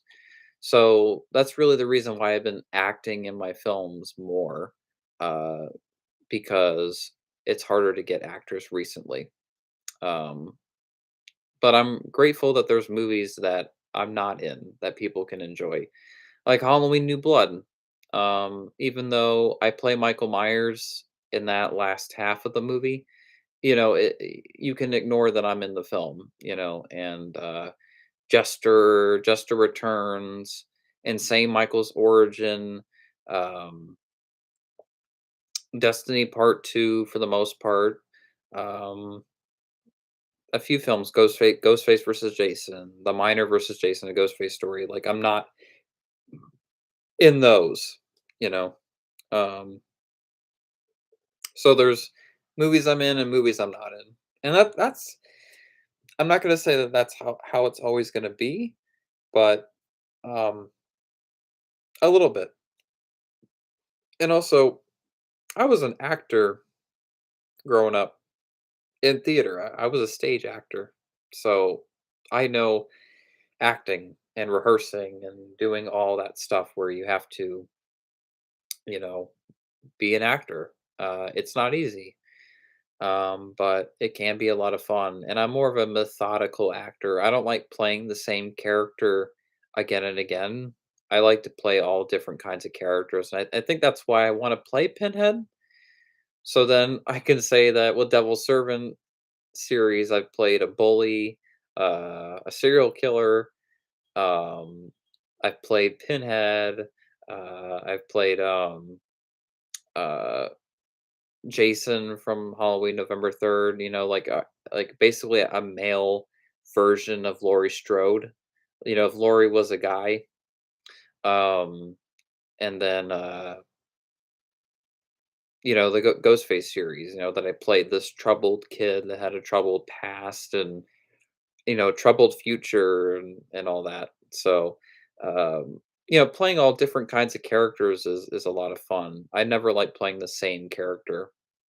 Um In fact, there's a film that I actually wanna make one day, where I wouldn't mind playing a, prostitute.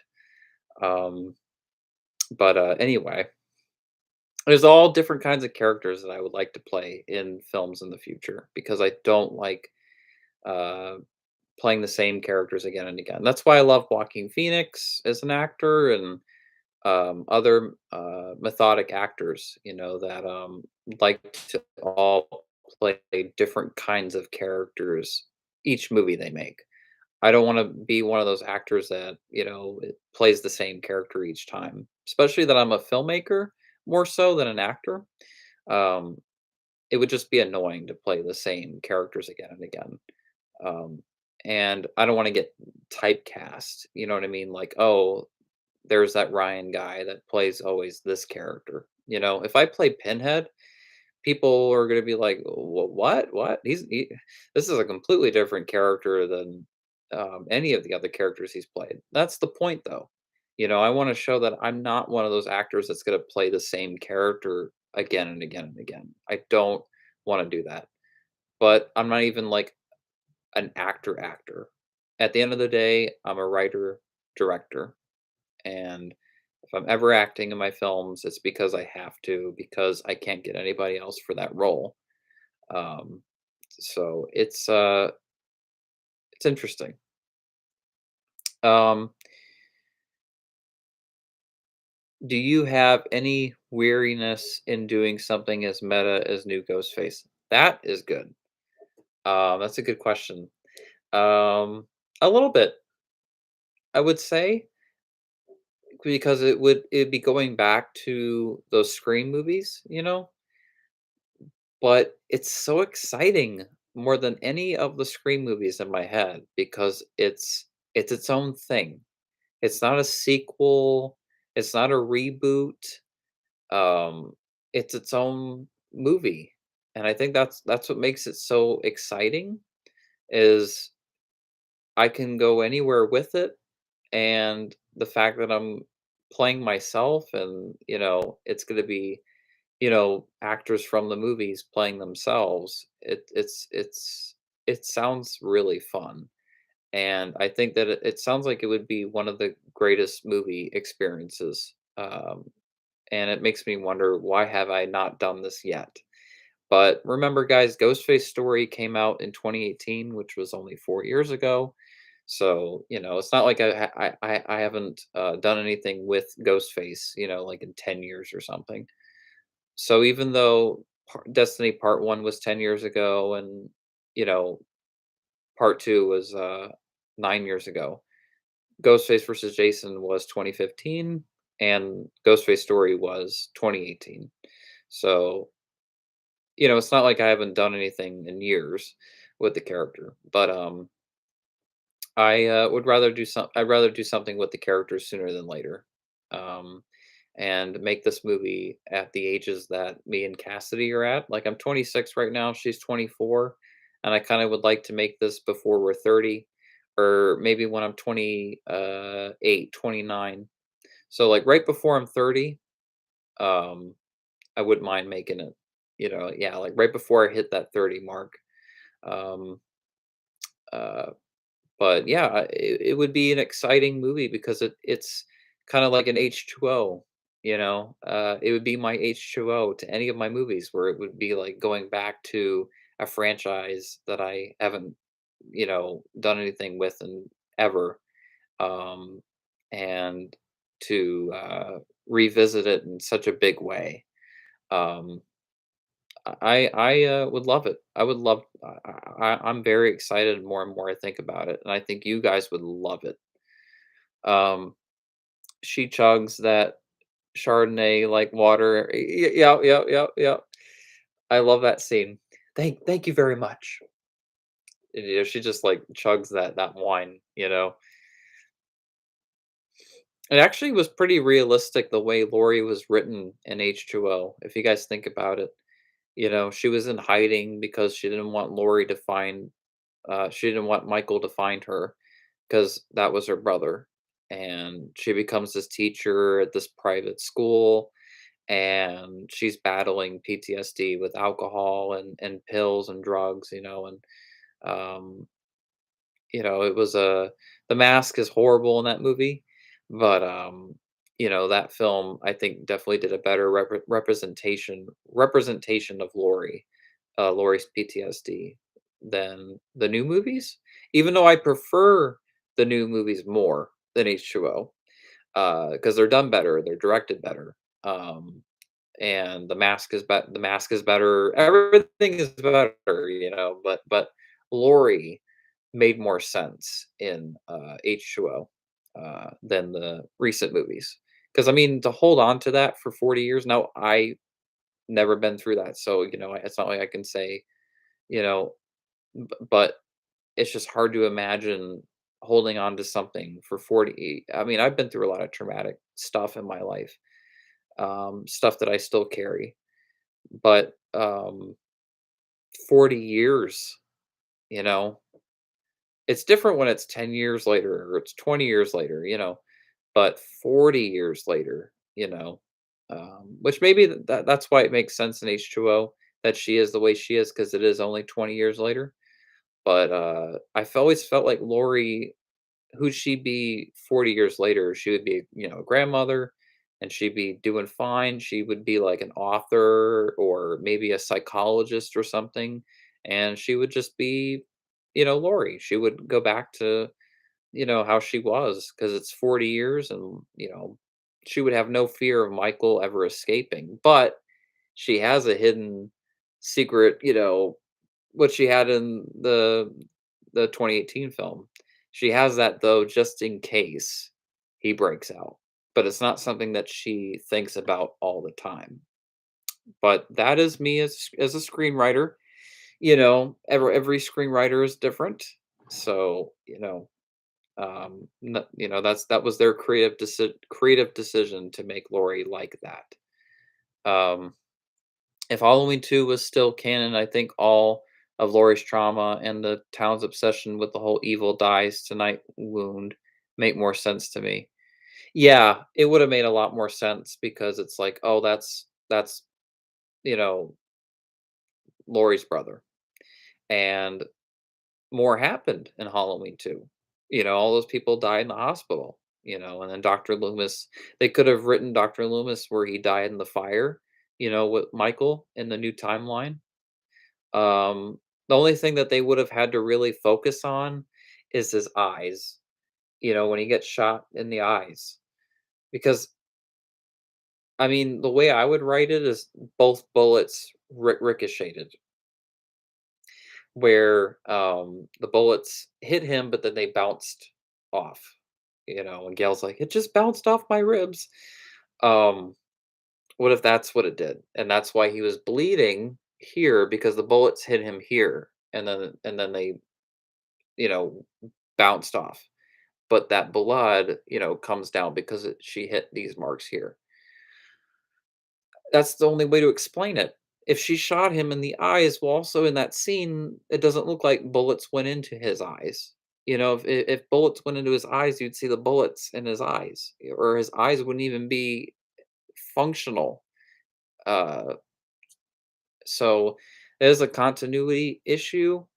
Um, and they would have had to really have worked around that, to make that work. Um, but I love Halloween 2. That is my favorite horror film, and it's a great ending. If they wanted to end the franchise with that movie, they could have, you know. Um, but they chose to do Season of the Witch, which I love that movie, and they did other sequels after, and I'm glad they continued on with the franchise.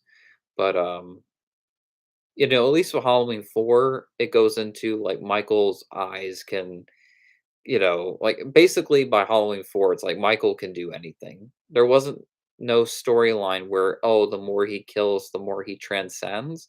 We're supposed to believe that he was born pure evil, and he was born with that supernatural power, and we're not supposed to know why. That's what makes it mysterious. That's what makes it scary, right? Because we don't know the reason why behind it. Now Halloween New Blood, I kind of broke the rules and kind of brought in the Curse of Michael Myers storyline in there and the whole cult thorn plot because I like that a little bit. I do. I do like that there's an explanation. I don't like the whole ritual thing, what they did with Jamie, and the baby and stuff. That's really disgusting and not Halloween at all. And I don't know what Daniel Farrens was thinking when he was writing that when it came to that kind of stuff. But then there's like the good stuff of Curse of Michael Myers, like the drama with the family and the dad hating his daughter. She made mistakes in the past and she's trying to, you know, change her life around with college. Like that stuff was good. Paul Rudd as Tommy Doyle, him being obsessed with Michael Myers. Dr. Loomis, all his scenes and him trying to take down Michael once and for all. That stuff is what worked. It was the, part with, whose baby it is, isn't it? It's yours, Michael. It's just Like, "Oh, like, no, that's not Halloween, that's not this franchise." So that's where Daniel Farrance went too far. So I don't blame the studio. I don't blame Joe Chappelle. I blame Daniel Farrance for that.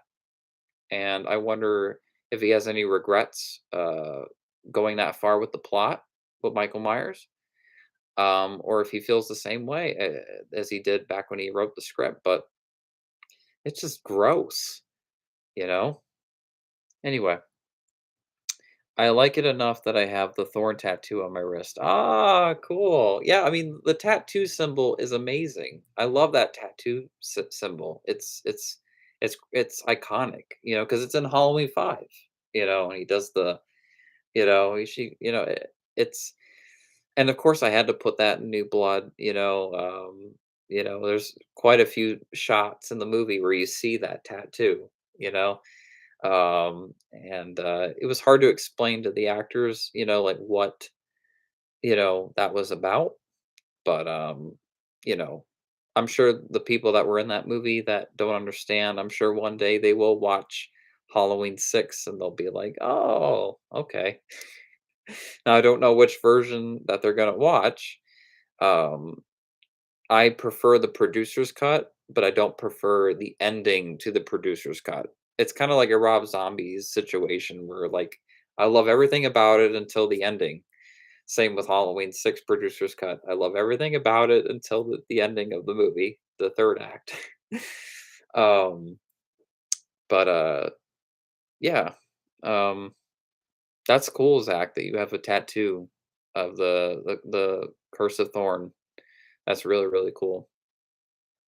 Now it's something they could I would love if the studio, of Universal or whoever's going to be involved with the Halloween franchise after Halloween ends, if they did something with the Curse of Thorn, but didn't, but did it a little differently.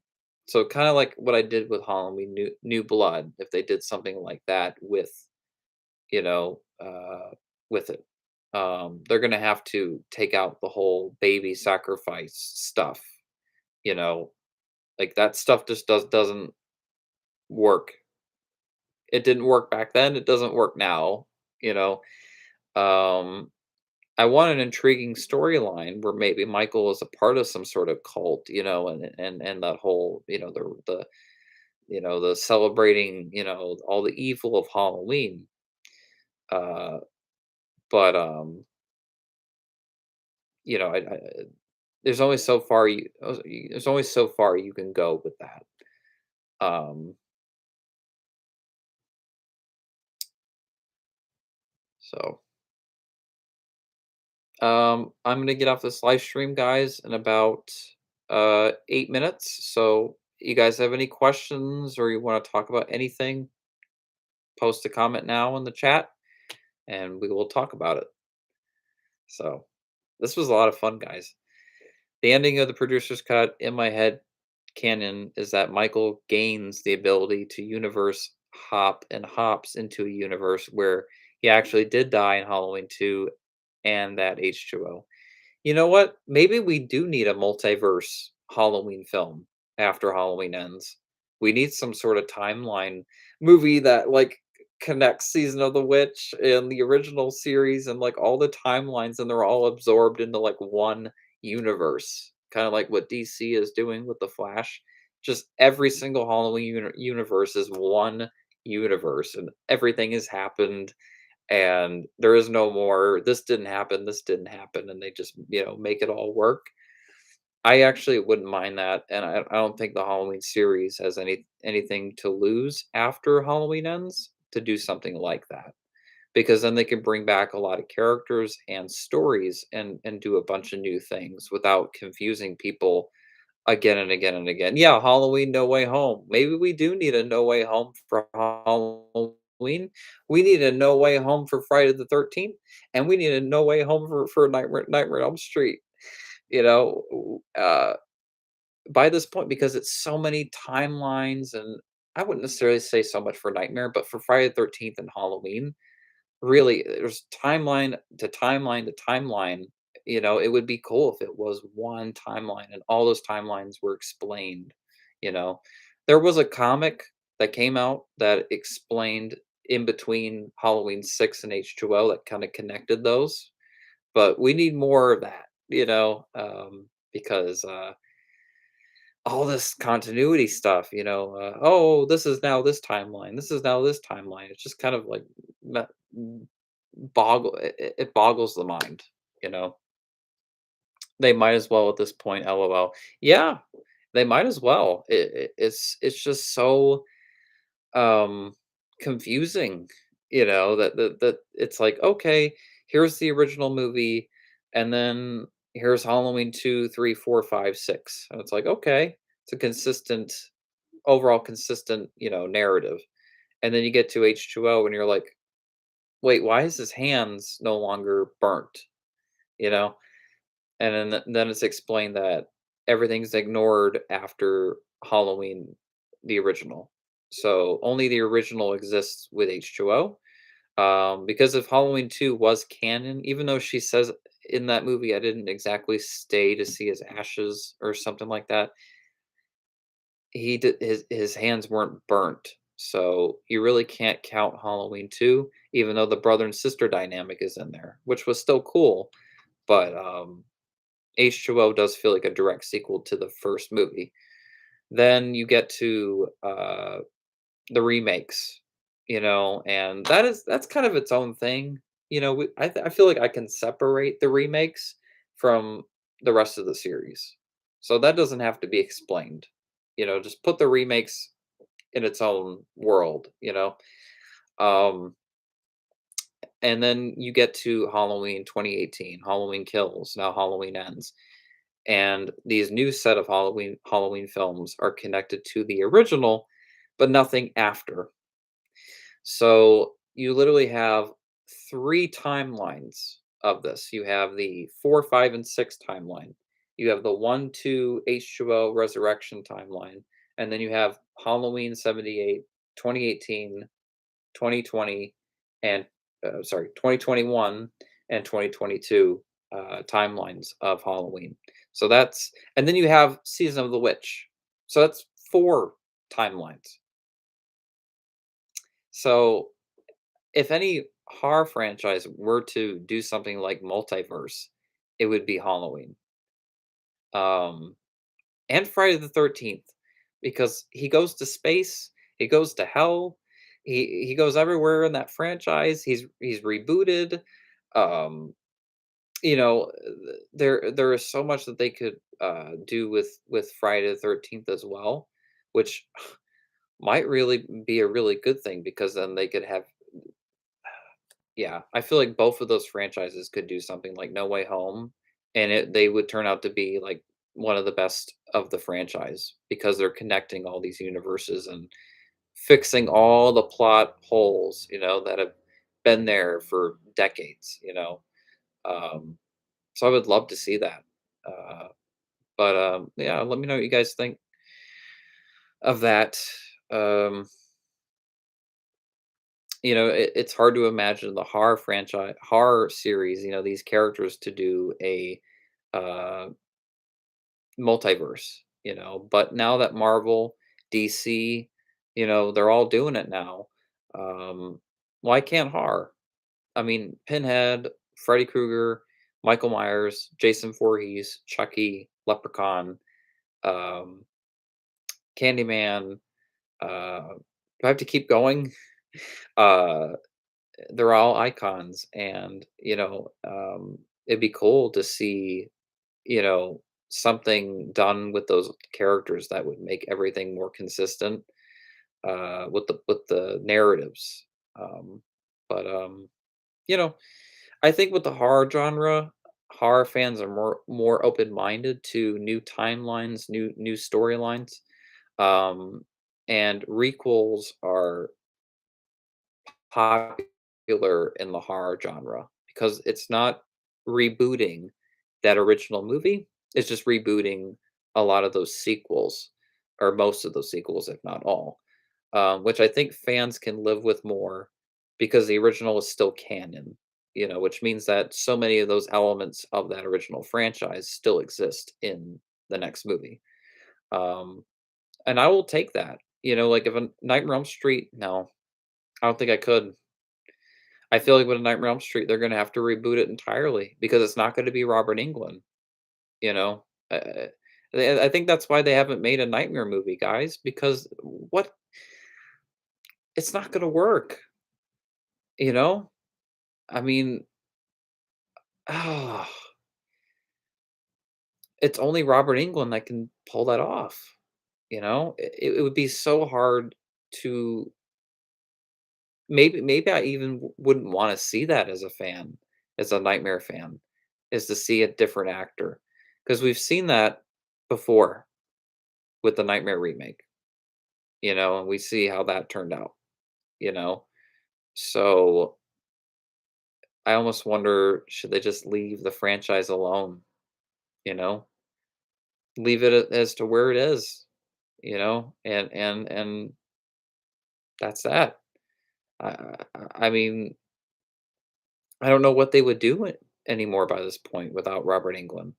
I wouldn't mind, like, one more send-off movie, which New Nightmare was sort of that, but if they wanted to do another one of those movies, one last send-off film, I wouldn't mind that. Um, but I don't know about a reboot, I mean, that would be very risky because they already did a reboot, and that didn't turn out well, for, the box office, for fans, for critics, you know? The general audience, people, just it didn't sell like it could have. I would argue that the Friday 13th franchise minus the reboot is still one timeline because he goes to hell in 9, comes back in Freddy versus Jason where he doesn't die, and then gets frozen a few years after that. Yeah, no, you're right. You're right. You're right. It really is only the Halloween franchise that would need a multiverse, you know, thing.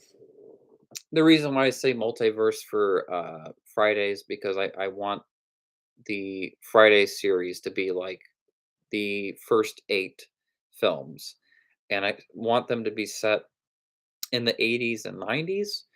I People today would be on their phones, and on their phones, and on their phones, and, "Oh, I can't get a signal on my iPhone." I don't want that for a Friday film. I want it to be set in an era where, young characters don't have that technology, you know? That's the whole point of these characters going to Crystal Lake is to get away from all of it, In Final Chapter, you literally no character in that movie has a TV except for Tommy, but he lived in that, he lived there, so that was different. But the kids that went there, they were watching, pornography, old pornography on a projector, an old film reel of that. That's what Friday 13th used to be. Um, and it was simple and nostalgic and suspenseful. And those original Friday films focused a lot on suspense. Um, and I would love to see um, a Friday film set in the '80s that has that style, like the video game that we got. It has that music, it's got the characters, that costume design, that '80s wardrobe, the makeup, that cinematography, and it would be cool to see that because now we could get Jason kills that we would have originally have seen back in the '80s, but because of the MPA, they cut down, they forced these directors and editors to cut down on these scenes, these brutal kills that probably would have been amazing, if the MPA didn't get involved. So it'd be cool to see a Friday film that's set in the '80s and has that style and feel and has kills that would have been censored back then, but wouldn't be censored now. It'd be nice to see that kind of Friday film, especially that we're probably never ever gonna get those original negatives restored and get unrated cuts of those original Friday films. I would love that, but That's probably the closest that we would get to an experience like it. And I just don't think Jason works in modern day. In Jason X, literally the military studies him and, held him captive. That's exactly what would happen in today's time, you know? So it would make more sense if it takes place in the 80s, in the 90s, 70s, 80s, 90s.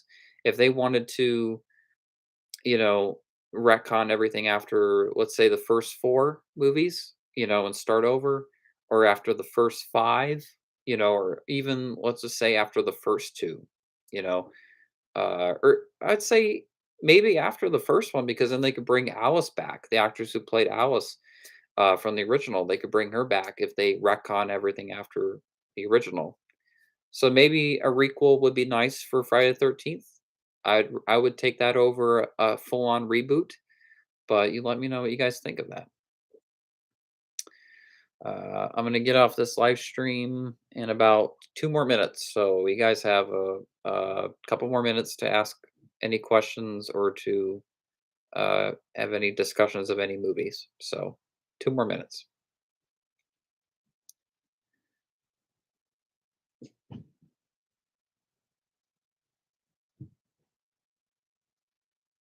But thank you guys for joining this live stream tonight. This was a lot of fun, and, yeah, thank you guys for all your support. I really appreciate it. I agree it should take place in the past. Thank you, Mario Mania. I know Jason doesn't fit in modern day. He fits in the 20th century, not the 21st century. That's why those movies worked, because they were set in that era, you know. So you do what worked, not what didn't work. Um, so hopefully, if whenever they do make a Friday film, that it is like the old movies and it's not a Jason Goes to Hell, a Jason X, another bad Friday remake. That it's just not one of those movies again. I would love another Jason versus movie. Of course, you guys have seen my fan films. Like, I would love to see Jason fight up against another opponent, and for them to do something like that again, if it's done right. But anyway, Nick on. Oh, I'm sorry if I cannot pronounce this name correctly. Nick and Tosca's Friday 13th reboot idea was a good idea and would have probably been the best film in the franchise had it been made. Oh, wow. Well, that's interesting. That's good to know. I never knew that uh, about Friday. I didn't know that there was. I knew that there were tons of filmmakers that wanted to do a reboot of this franchise or do their own thing with it. Even Corey Feldman expressed interest in coming back as Tommy Jarvis, and doing an H2O movie. Um, which fine, that would have been fine. You know, seriously, like, what do you have to lose with this franchise? What Jason Voorhees killing off adult Corey Feldman? I mean, what does this franchise have to lose? And the rights issues, it's just so crazy. They could do so much with these amazing stories and these characters, and they're just like, because I don't own the rights to, or I own the rights to this, and it's probably the most ridiculous, one of the most ridiculous lawsuits I've ever read in my entire life. Um, but anyway, I don't know what happened behind the scenes of those Friday films. So of course, I wasn't there, but Victor Miller and Sean Cunningham, it's their fault why this franchise is in the mess that it's in. It's their fault. They created it and they destroyed it. So Victor Miller, Sean Cunningham, I hope you're proud of yourselves, because you've lost millions of dollars, billions of dollars throughout the decade that you could have made off of these movies, but you decided to wanna play, 8th grade in court, so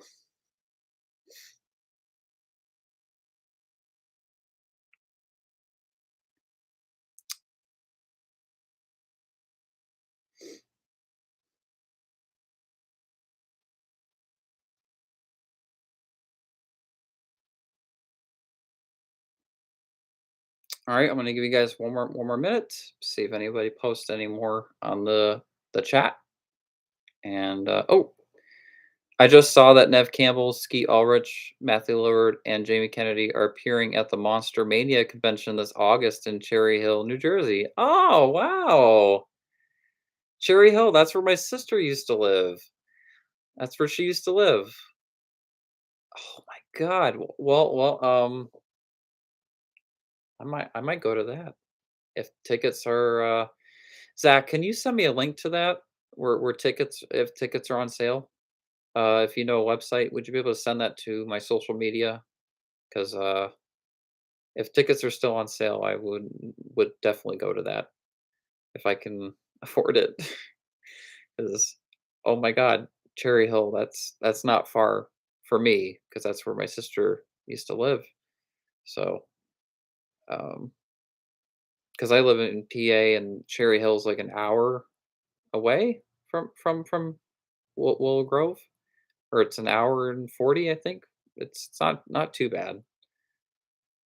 But yeah, yeah, Zach, if you know, if you have a link to that, definitely send it because I would love to meet Nev Campbell, Skeet Ulrich, Matthew Lillard, and Jamie Kennedy. I mean, wow, you know. So notice though, Courtney Cox won't be there because she's gonna be filming Scream 6. So something really tells me that Nev Campbell either will be the opening kill of Scream 6 or she won't be in the movie at all. What do you guys think? Do you guys think they'll get Sydney back? They'll get Nev Campbell back? Or do you think that she'll be the opening kill of Scream 6? That she'll that they're just gonna give her the axe, and the story will be about these new characters and Gale. Or do you guys think that um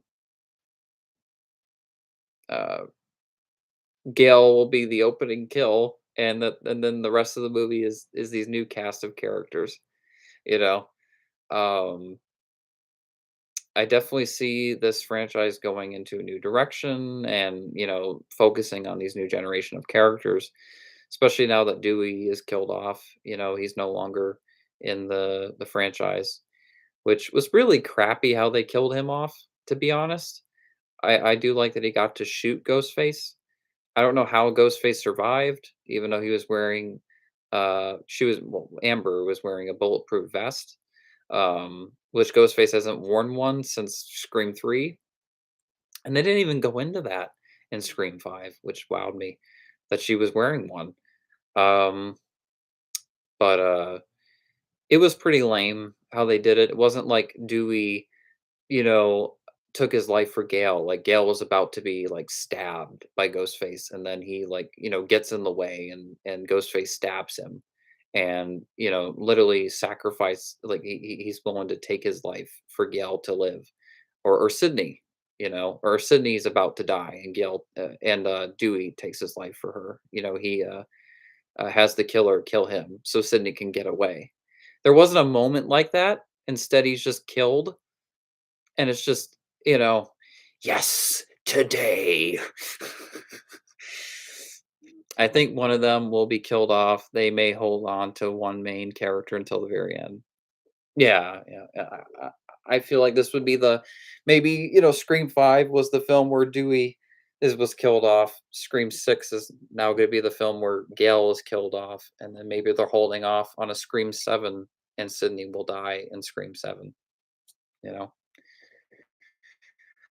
I see it kind of as a he was allowing someone else to save their sister, something he couldn't do himself. Wait, I see it kind of as if he was allowing someone else to save their sister.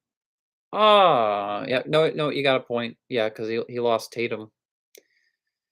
Yeah, No, it's just like he was prepared with his gun, he unloaded all his bullets to put in, you know, more powerful bullets into his gun, and then he literally has the gun aimed right at Ghostface, which would have been actually very interesting if one of the Ghostfaces was killed halfway through the film, which is something they've never done. Especially that if it's 2 killers, how's that gonna play out, right? You wonder as an audience member how the writer's gonna pull that off, but that's the point. You wanna see what something that hasn't been done. Instead, the phone rings, and then he gets stabbed with 2 Ghostface knives, which Ghostface has never killed anybody with 2 knives. So, it was really like, "Yep, this is the scene where Dewey's supposed to be killed," not necessarily a moment that's heroic. And with a character that's been around like that for that long, and Dewey was never my favorite out of the main 3. He kinda got on my nerves a lot, and I felt like his character served his purpose, after Scream 2. Um, I thought if his character would have died in Scream 2, that would have been fine, but they kept him going in 3 and 4. Um, but if you're gonna he was in the franchise that long, you need to give him a proper send off, you know? Like, wait till the 3rd act, you know? And I know they had to give a motive for Sydney to come back to Woodsboro, but man, I mean, ah, it's just, it was necessary for the plot to move forward, but I feel like I could have waited for the 3rd act to have done that. Um, for any of, like, the originals to be killed off, because it's such a even Han Solo in The Force Awakens, he wasn't even killed off until the last 20 minutes of that movie, I mean, at least wait, until it's, like, the very end of the movie, like, "Oh, we're really getting there." Dewey's killed off what? There's, like, another 30, 40 minutes left of that movie, after? A good portion. So it was I don't think it was done tastefully, and I think Wes Craven would have done a much better job at doing a proper send off for Dewey's death in the film. So I think that's one thing that Wes Craven would not have liked about the new movie is how Dewey died. But was it necessary? Yes. The way it was done, was that necessary? No. So, I do have mixed feelings about it, but Scream 5 is a good movie. It was a great reset button for the franchise, and it lets us know where they're heading with these characters and the universe. But I do hope that Scream 6 is the last Scream movie. I do. I do not wanna see this be turned into the Saw franchise or something where it's just sequel, sequel, sequel. We'll make as many until we run out of money as a studio. Paramount did that with Friday the 13th, and they did that with Paranormal Activity, and I do not want to see them do the same to Scream, especially that they didn't even originally own the Scream franchise to begin with. So that would even be more dirty of the studio to do that with the franchise. Um, When Amber gets shot as Ghostface, if you look, Richie seems shocked and a bit concerned that she might be dead. If Jack Quaid knew he was the killer while filming, he made a nice acting choice there. Yeah, yeah. Richie wasn't as obvious. It was more so like he could be the killer because he was the boyfriend, the manipulative boyfriend. Um, but they could have wrote it where he wouldn't have been Ghostface as well. With Amber, uh, you know, she was so obvious. But here's the thing, why wasn't it Richie that killed Dewey? You know what I mean? Because Richie's height is the height of Ghostface in that scene. Amber, the actress, whoever plays Amber, she's taller than Emma Roberts, but she's not tall. This Ghostface in this scene, it almost made me feel like there's a third killer, and we don't know who the third killer is, and they're gonna go into that in the next movie. Why not? The series needs to do new stuff. What if it wasn't Amber and Richie that killed Dewey? I'm gonna leave my live stream on this note. What if Amber and Richie didn't kill Dewey?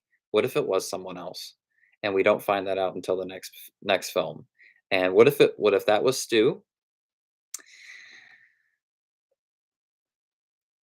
or it's just a ghost face that we don't know, and we're gonna find that out in the next film? Hey, they got to do something, right? But anyway, guys, thank you guys for joining my live stream. It was a great 2 hours live stream. I will definitely do another live stream soon. I'm filming these movies starting by the end of this month or the beginning of next month. So I'm nervous, but I'm very excited because it's finally happening. Um, but I will do a live stream soon, and this was fun. So thank you guys for joining. Everybody, I really appreciate it. Happy St. Patrick's Day, and I will talk to you all very soon. All right, peace.